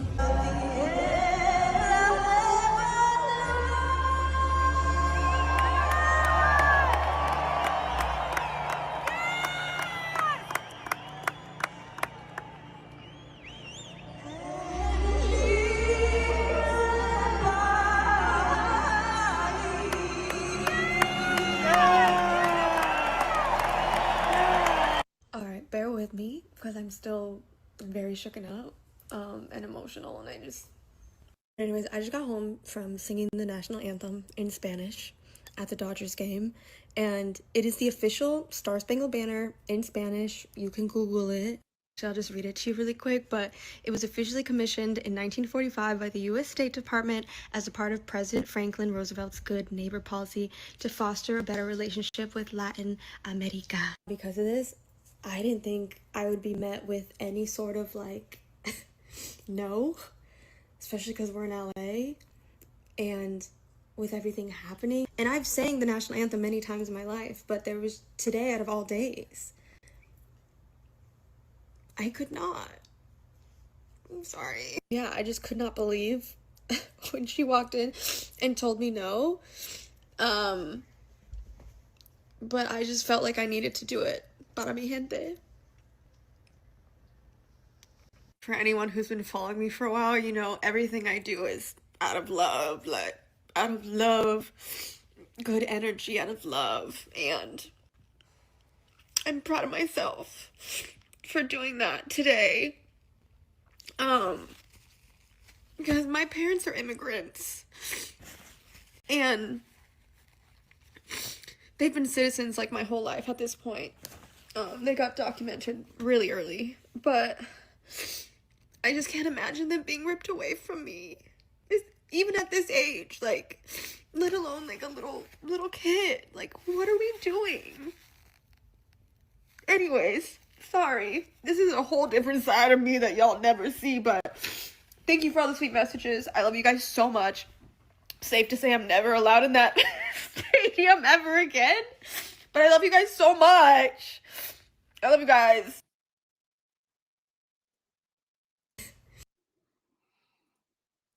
I get it,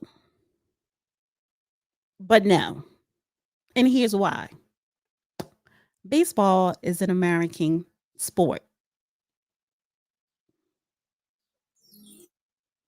It is. You are in America.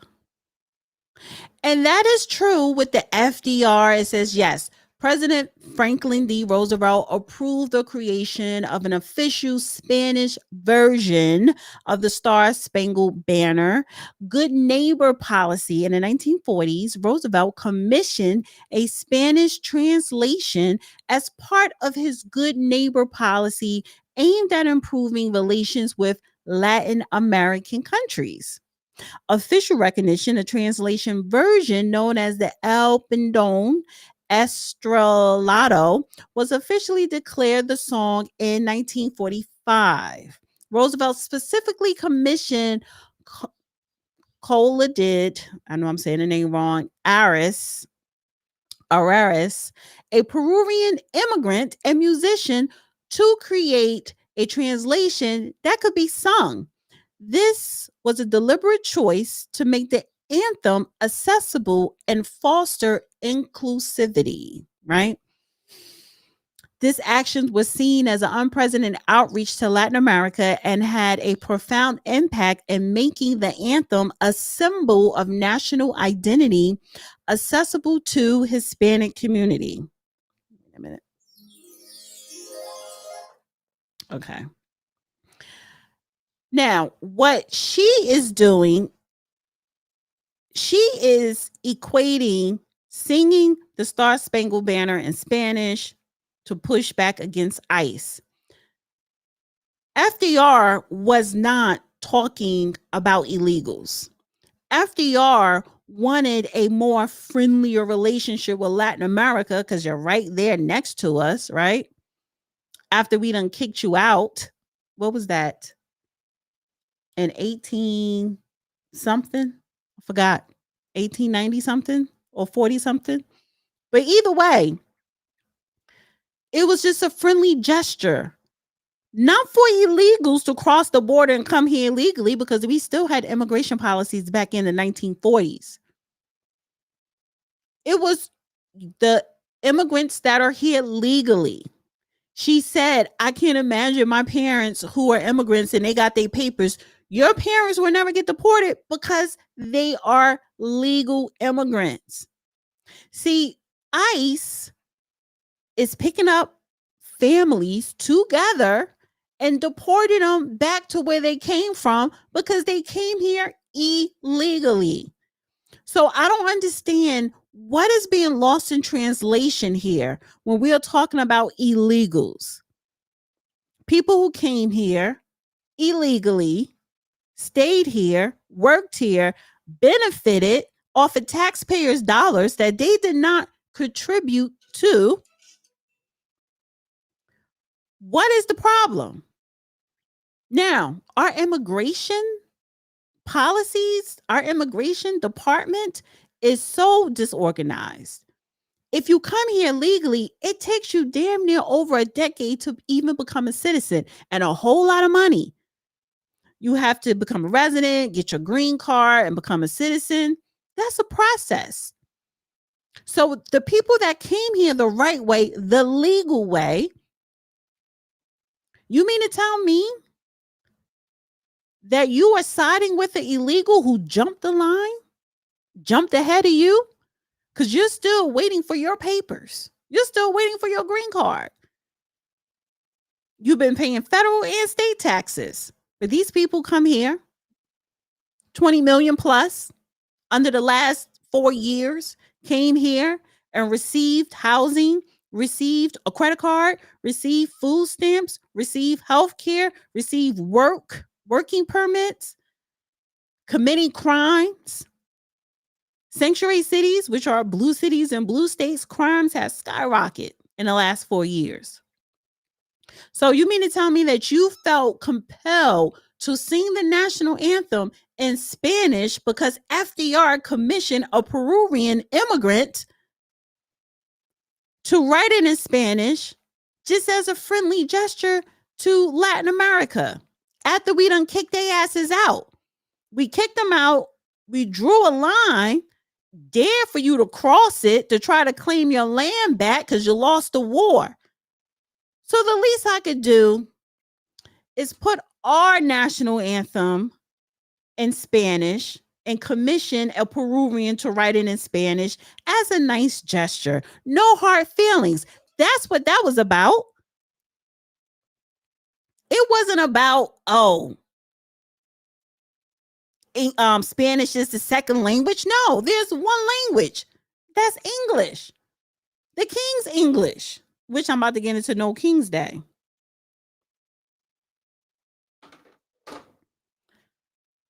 So if you got a problem with that, go back to where you came from. And that's what, not just the Latinos and Hispanics, that's with anybody. But I get her since she was compelled to do it. I get it. You know, and you have a right to that. But stop crying over someone who came here with their children or came here pregnant that paid a drug cartel so that they could be human trafficked to get in here illegally. But you want to point the finger at Trump. You want to point the finger at Republicans. You want to point the finger at people who are pro-ICE. But you never want to point the finger at the fucking cartel or the Mexican or the Venezuelan or whoever Latin American country. You don't want to point the finger at them. You know why you don't? Because they'll chop your fucking hand off. See, you're safe to come here and sing the Star Spangled Banner in Spanish because nothing won't happen to you when you leave the stadium and go home.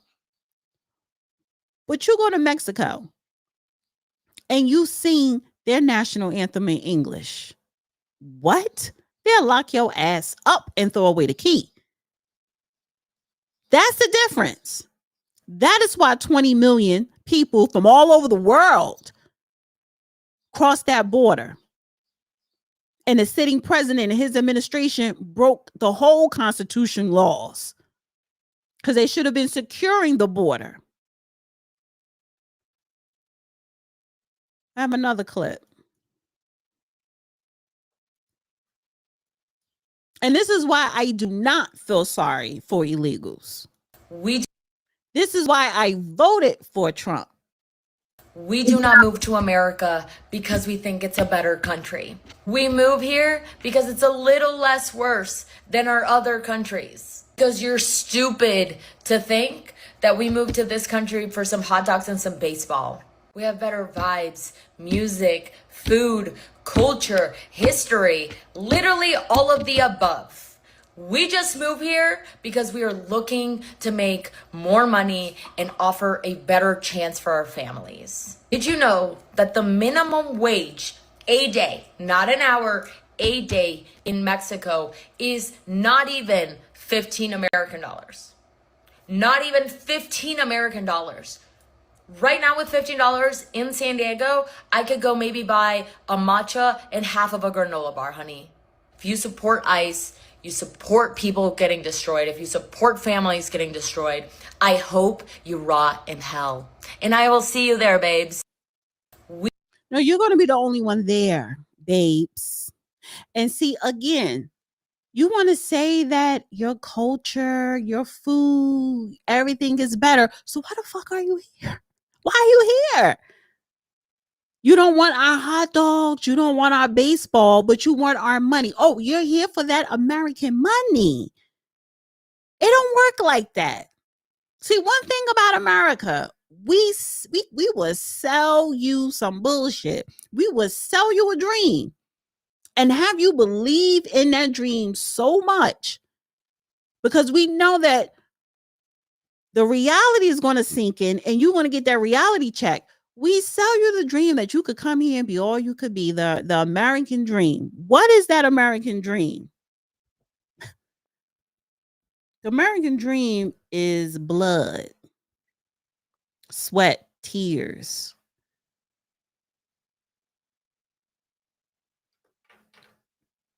The American dream is money, i.e. taxes. The American dream, it is not for everybody. No, it is not. The American dream is about sacrifice. Sacrifice your life, sacrifice your livelihood to attempt to enjoy the freedoms that we have here. So you people like her, and there's a whole bunch of people like this one here. They literally want to give the middle finger to us while they're here, but use the resources and send it back home to their country. All this shit she's saying, she could never say in Mexico. Because then she'll be hanging from a damn bridge. How do you have a drug cartel running the government? Now, we have some thugs in Washington, Congress, the White House, no matter what political party. It's different type of thugs, right? But you literally have drug cartels running the Mexican government, the Venezuelan government. Yeah. And that is why you make $15 a day. So then why don't you guys get together, march, protest, start a revolution so that your people could make more money? Why don't you go back to Mexico and start up that revolution? You know why? Because you're chicken shit. There's no such thing as an American dream. You get in where you fit in. You got to work. If you don't work, you don't eat. If you don't eat, you're going to crawl up in a corner and die. It's hard to succeed here intentionally because the reward is so much more better. You get all types of freedoms. You could be born to a crack mother, but end up being a multi-millionaire and damn near billionaire, no matter what your background is. But it wasn't always like that. A lot of people died and sacrificed their life and their livelihood for these freedoms that we have in this country. They sacrificed their life and livelihood in this country, not overseas in the army, but in this country for those freedoms. What have you sacrificed? Nothing for crossing a fucking border that you pay thousands of dollars to a cartel human trafficker. Move to America because we think it's a better country. But it is a better country. It's better than yours. That's why you're here. We move here because it's a little less worse than our other countries. Because you're stupid to think that we moved to this country for some hot dogs and some baseball. We have better vibes, music, food, culture, history, literally all of the above. We just moved here because we are looking to make more money and offer a better chance for our family. So how can we just be a little bit better when you are coming here for the basic necessities of survival?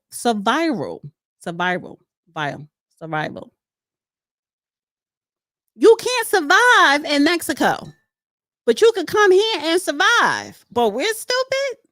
But you have the better culture? Please, give me a break. And that's the bullshit. That is why Black people, FBA, no. Worry about your family and your community. But see, a lot of this is just all cat because this is content, it's trending, it's in the algorithms. And we all should be taking advantage of it and talk about it. Because yes, I am pro-Trump. Yes, I am. I voted for him to do what he is doing. Yes, that man is not a racist. If he's a racist, Jasmine Crockett is a racist. It works both ways. And we all know a lot of people in a lot of community are racist. Comunidad que nos va a sacar de este hueco se llaman los negros 100%. americanos. 100%. African American community is the only community that has the power in this country to change anything. They are the only one with the experience of civil matter. They are the only one que tenían el esclavo ahí mismitico. They are the only one that are not going to get deported anywhere, and you cannot put them all in jail. So African American community, which is the community that is stepped on by Cubans, the most are the only ones that are going to save the Latinos. And I clap for the African American community that has not come out because it is not. I do. We didn't do shit for them. I get it. I get masses, it. But I don't. Me and you support, but in masses, we didn't support anything that was going with them. Latinos look at Cubans specifically. I'm not gonna talk about any other community because I'm not part of that community, even though I'm a Latina with them. Cubans talk shit about African Americans. Cubans did not support African Americans. Cubans think that they all victimize themselves, that of this, all of that. African Americans are the only ones that are going to save your asses, Latinos. So you better start kissing. If you're going to kiss some ass in this country, you better kiss some black. Yeah, don't kiss our ass. We don't want you to kiss our ass. But I will say this. I did go to Cuba. Cuba is a very beautiful country. The people there are beautiful. In Cuba, she's talking about the Cubans that are here, particularly in Miami, in Florida. Yeah, those Cubans are racist. But see, those were the Cubans that were racist in Cuba towards the darker Cubans. See, Cuba had a caste system before Fidel. And the Boule, the Boule Cubans, the elites, the upper class of Cubans in Cuba, when it was under Batista regime, they were living well. They looked down, talked down, and treated the Afro-Cubans like white people treated black people here, if not a little bit worse. So when Fidel came in and they left, I'm not talking about that wet foot, dry foot under Carter. They left before them because they had the means to. They were allowed to come here with open arms, and they took up in Miami, and our federal and state government gave them all types of resources and grants and loans and this and that. Because those were the upper class Cubans, the white Cubans, yeah. But Cubans in Cuba today, no. They don't look down on black people. It was actually the opposite. But the Cubans here, yes, they do. They're racist as hell. But we don't want you to kiss our ass. Just leave us out of it. We don't have time. Black people don't. You don't have time to be fighting nobody battles. And that's the problem. That's the problem that we are in now. This is why we are in the state that we're in now, Black America, because you have allowed yourself to believe that we're all good and we need to help others. We're not all good. We need to focus on our communities, our children, our babies, our families, our education. We don't have time to worry about no one else, especially criminals. And you are a criminal when you cross that border illegally. So no, don't kiss our ass. Because you should have been kissing our asses long time ago.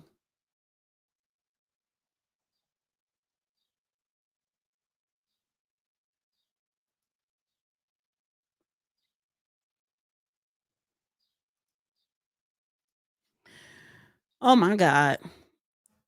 You know what? I meant to look up who was funding No King's Day because I had a clip on that and I forgot to add this clip in my show today. And I heard it was some Chinese, George Soros Jr., right? And the Democrats that was funding and created the No King's Day. What the hell is No King's Day? So you're trying to say that Trump is running around here trying to act like he's a king? No, this is not England. This is not the United Kingdoms. This is not Spain. This is not who else got a king and queen? Switzerland. It ain't none of those. No, this is America. So they had these massive protests nationwide. No King's Day. No King's Day protests. Atlanta, Chicago, New York. This is Bryant Park. What? So are you protesting ICE or are you protesting Trump? Or are you just lumping it all together? What the hell does the king, no king supposed to mean? What does that have to do with people that came here illegally and we spending damn near $1 trillion on illegals? American citizens being murdered and raped and robbed by illegal criminals. Criminals in their own country and coming here tearing shit up. Gun sales increase, illegal guns increasing, drugs increasing because we had an open border for the last 4 years. So what are you all marching for? For what?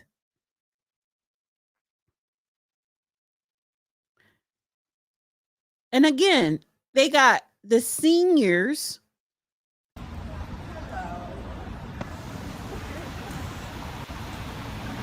They have old white people just giving them something to do, I guess a day out from the senior citizens home to go to a No Kings protest, and they got the king and queen crowns on their head. All white people in a senior housing.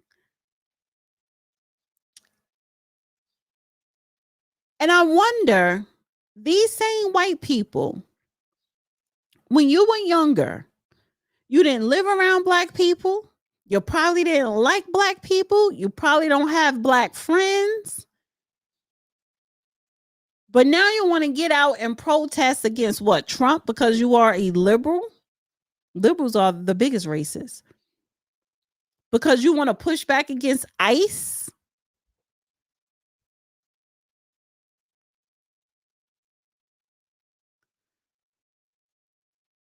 They pay these people, and I'm pretty sure they paying them a little bit of probably $20 or $50 a day, and they get a chance to go out in their little wheelchairs and walkers.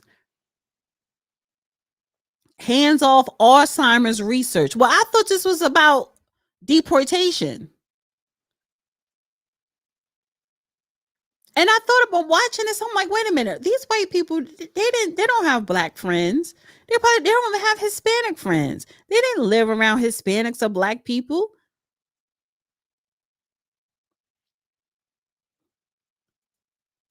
And here we have an 18-year-old. She was in an Atlanta protest being interviewed. This is our future.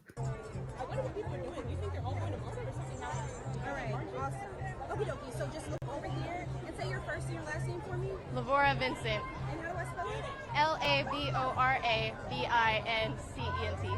Perfect. And then how old are you? I'm 18 years old. And are you a resident of Atlanta, or what would you say? I am resident of Metro Atlanta. Awesome. And do you go to school out here? Yes, I do. I'm a student at Kennesaw State University. Tell me a little about what made you come out here today and be surrounded by other hundreds of people that are here today. I think the answer is really obvious. These are my countrymen. This is my country. And my entire life, I was told that I have the right to protest, that I have a right to care. And I do care. And not only do I have a right, it's my duty.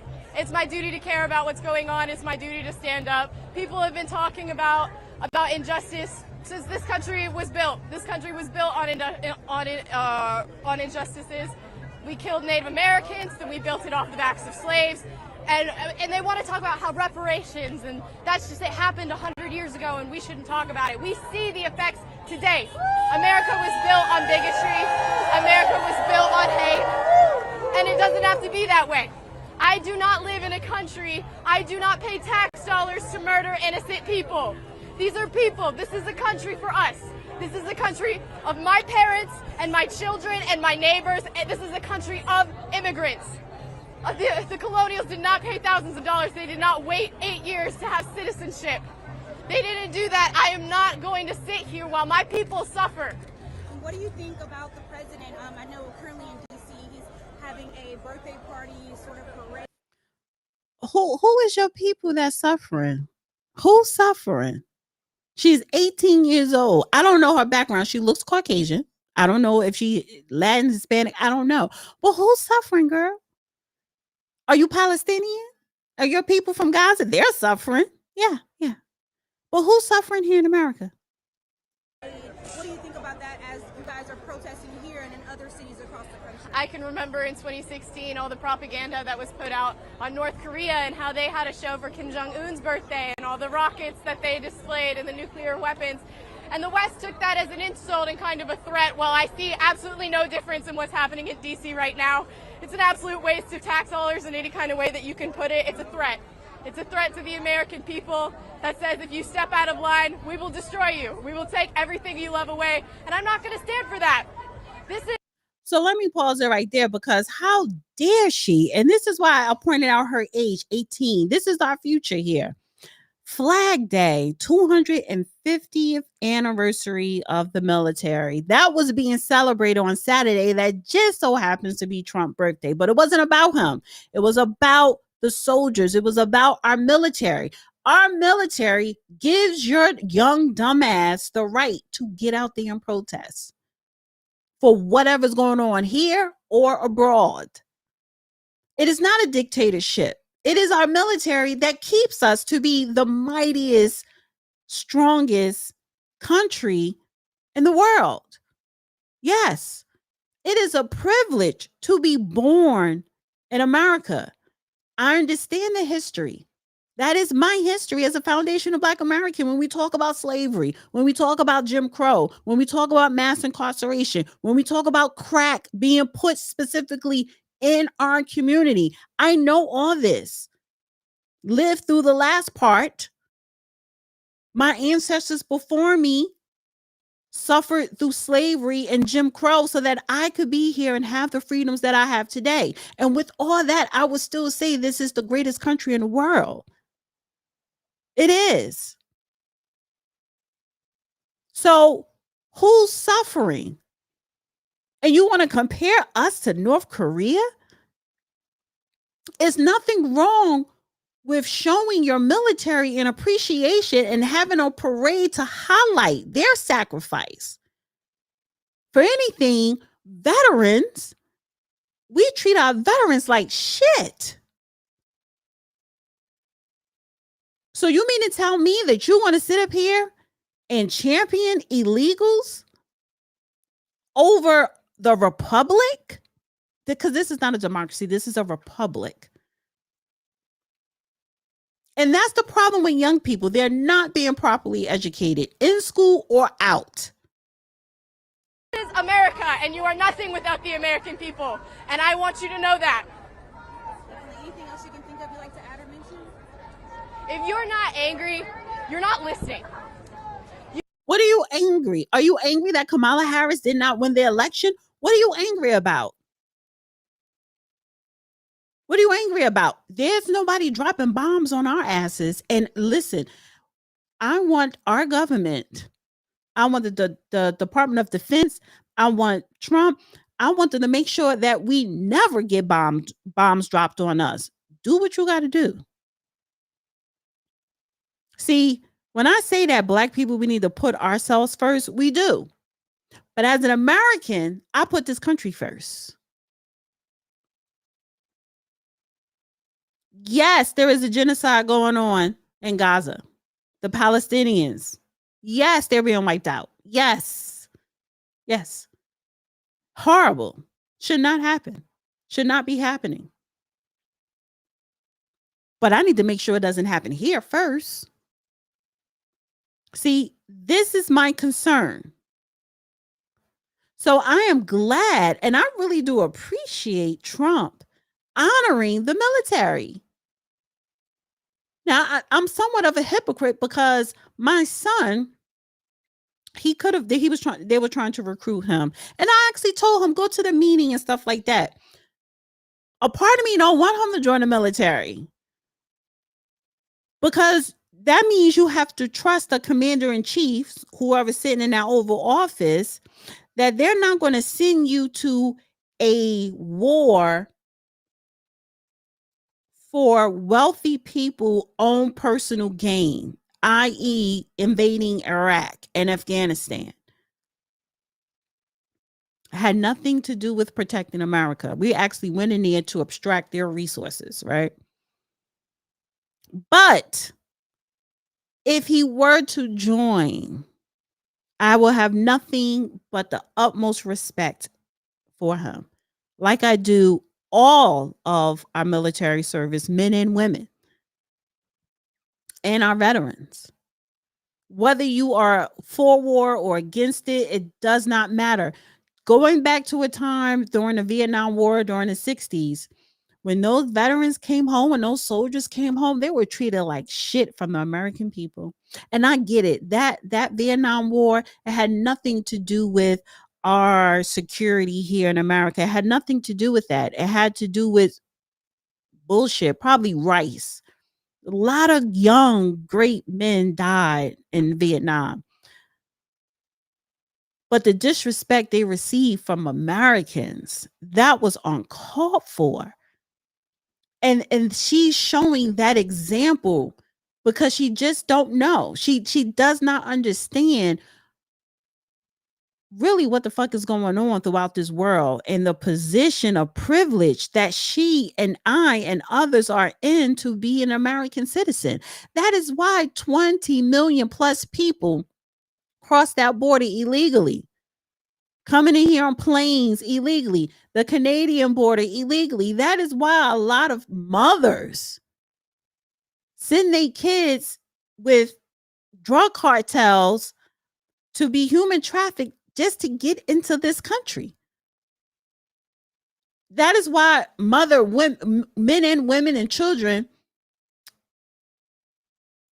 crossing through a damn jungle, knowing that they could die, and some of them did, just to get here. Why is that? See, ask that. Why are these people? Why do they want to come here? If the president is horrible, if he is a racist, if America is so bad, if America is the big bad wolf, why do you want to come here? For money? Okay, you want to come here for money, for your kids to have a better life, better education, but you don't want to stay where you're at and fight for it. That is why I say it is a privilege. There's no such thing as an American dream. Everything, every right, every freedom that Black Americans received, it was bloodshed. Nothing is given to you for free here. That is why Trump won the presidency, because the prior administration gave illegals who broke the law free housing, free health care, free education, work permits, just free. and they didn't shed any blood. Their lineage didn't shed any blood here on American soil. And if your people did not shed any blood on this soil, past or present, then you don't get to just come in here and have your hand out and just receive. No, that comes with a cost. You didn't earn that. You have to earn the privilege to be a citizen. And that is what Trump is reminding people like her, these liberals, these Democrats, these illegals. He's reminding people it is a privilege for you to be a citizen here. I don't agree with I'm not going to say a lot, but there are some things I don't agree with Trump and how he handles things. And I'll get into that later. But just the overall, you don't have a right to come here. No one does. You don't have a right to come into this country and receive handouts. You don't have that right. I voted for that man. I voted for his administration so that outsiders earn the right to be here. And you have not earned that. And it's so disrespectful to me as a foundational Black American, freedman, ADOS, whatever. But it's so disrespectful to Black Americans when outsiders disrespect us, disrespect America, the United States of America, feel like they are entitled, feel like this land was already theirs. No. If you go to war and you lose, you lost. If you want something that you think is yours, come and get it. Come and get it. That's what Black Americans have done. We felt as though we need to be citizens in this country. So Black men became soldiers in the Civil War. Then we felt as though we are owed for free labor, 40 acres and a mule. Okay, that was taken away. You had Reconstruction. Then Jim Crow. Again, fighting and dying and sacrificing for our rights. And those rights ended up extending to you illegals, to you immigrants, to you white women, to everybody else, to LGBTQAI+. So when those two Cuban women sit up here and say you should be kissing our ass, I get the sentiment because technically you should. Young Black people need to be kissing the elders' asses, their ancestor asses. Because in order for you to have freedom here, you're going to have to shed some blood. Your lineage is going to have to shed some blood here. And that just has not happened. No other group has shed blood. Maybe if you came through Ellis Island and eventually you joined a war in World War I or World War II. Okay, yeah, I get it.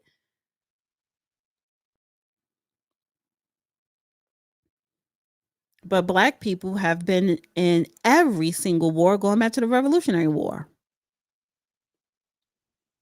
So there's no such thing as American dream. There isn't. She doesn't know what she's talking about. You need to be aware. It is your civic duty to care about what's going on. I don't care if you're Democratic or Republican. You have a constitution that sets freedom of speech. You have a constitution that sets freedom of the press. You have a living document that lives and breathes for the people. And that man is using it in corrupt, demonic ways. And he wants to talk about how the LGBTQ, how Black communities, how POCs, how immigrants are the devil. That's only one devil I can see, and he sits in the White House. You should be angry. You should be out here with us. They don't care about you. These people, and you should show them, all of these people out here. These are the people. This is their country. This Capitol building, people are supposed to come here and represent us. And they won't. So I will represent me. That's what I have to say. No, dumbass. You're always supposed to represent you. You send people there to represent you if you have an agenda, yada, yada, yada. But let me back it up for a second here because she said something. White House. UPO sees how immigrants are the devil. That's only one devil I can see, and he sits in the White House. Constitution that says freedom of the press. You have a living document that lives and breathes for the people, and that man is using it in corrupt, demonic ways, and he wants to talk about how the LGBTQ, how black communities, how POCs, how immigrants are the devil. He never said that. He never said LGBTQ, black people, immigrants are the devil. He never said that. She's a liar. She's lying. That's only one devil I can see, and he sits in the White House. You should be angry. You should be out here with us. They don't care about you. These people. And this is the problem being out there. No, why would I want to be out there? You people are holding up traffic. You are causing gridlock. You are making the citizens, the majority of the citizens there, uncomfortable. People got shot on No King's Day. Somebody died on No King's Day. I do have the clip for that.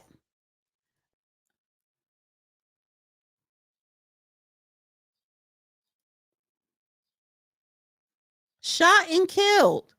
See, this is what happens when these liberals and Democrats protest.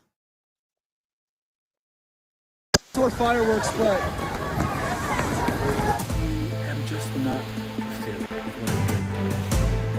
My life is already. So yeah, so he was a Project Runway person, and I guess he was out there at the damn parades, and he was shot and killed. So again, I'm not going out there for what? Y'all don't even know what you're out there protesting. You're protesting calling Trump a devil. Okay. I'm no King's Day fatigue, honey. I have no King's Day fatigue.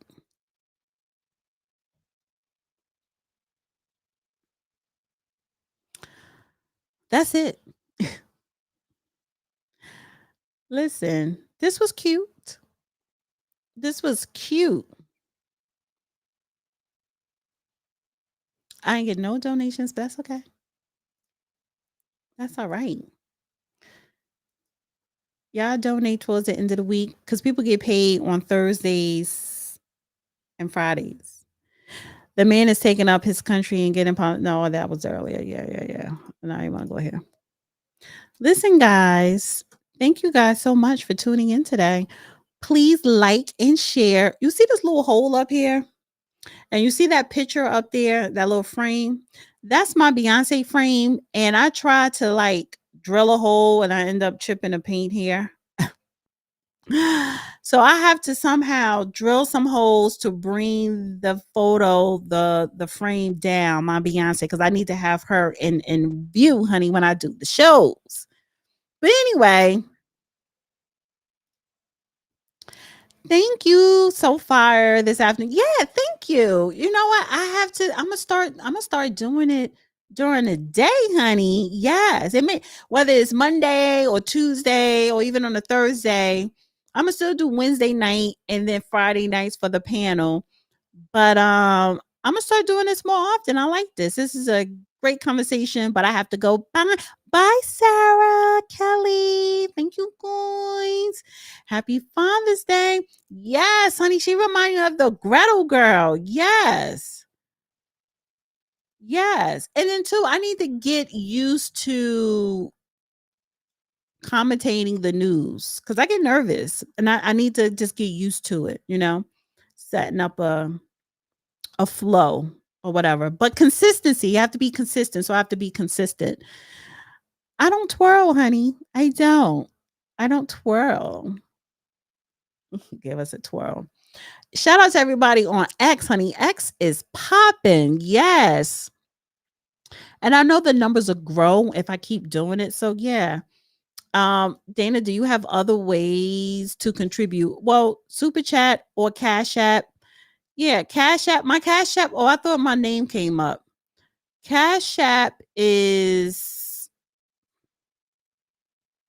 Dana with the data. $ Dana with the data. I thought I had it.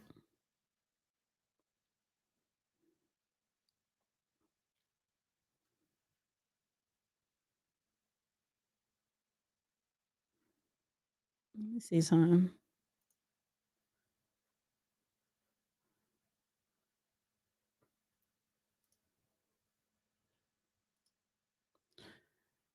Oh, it's been going across the screen. Let me see something here. No. I thought I did have it. I don't know. There you go. $sign Dana with the data. That's my Cash App. I don't see your super chat. Why you don't see? What do you mean you don't see the super chat button? Oh, it's there. Look harder. Don't play with me. All right, guys. Listen. Thank you guys so much. Thank you guys so much for tuning in. And I will see you, if not tomorrow, definitely Wednesday night. But I think I'm gonna come back tomorrow and do a show. But I like this. Let me get the outro. Where's the outro? Okay, yeah, I'm not ready for that just yet. So yeah, so $sign Dana with the data. That's my Cash App. Please like this video, share this video, and make sure you comment below in the comment section. That's very important, more important a lot of times than you donating. So like, share, subscribe, hit the bell button to get all notifications, and I will see you in the next video. Bye.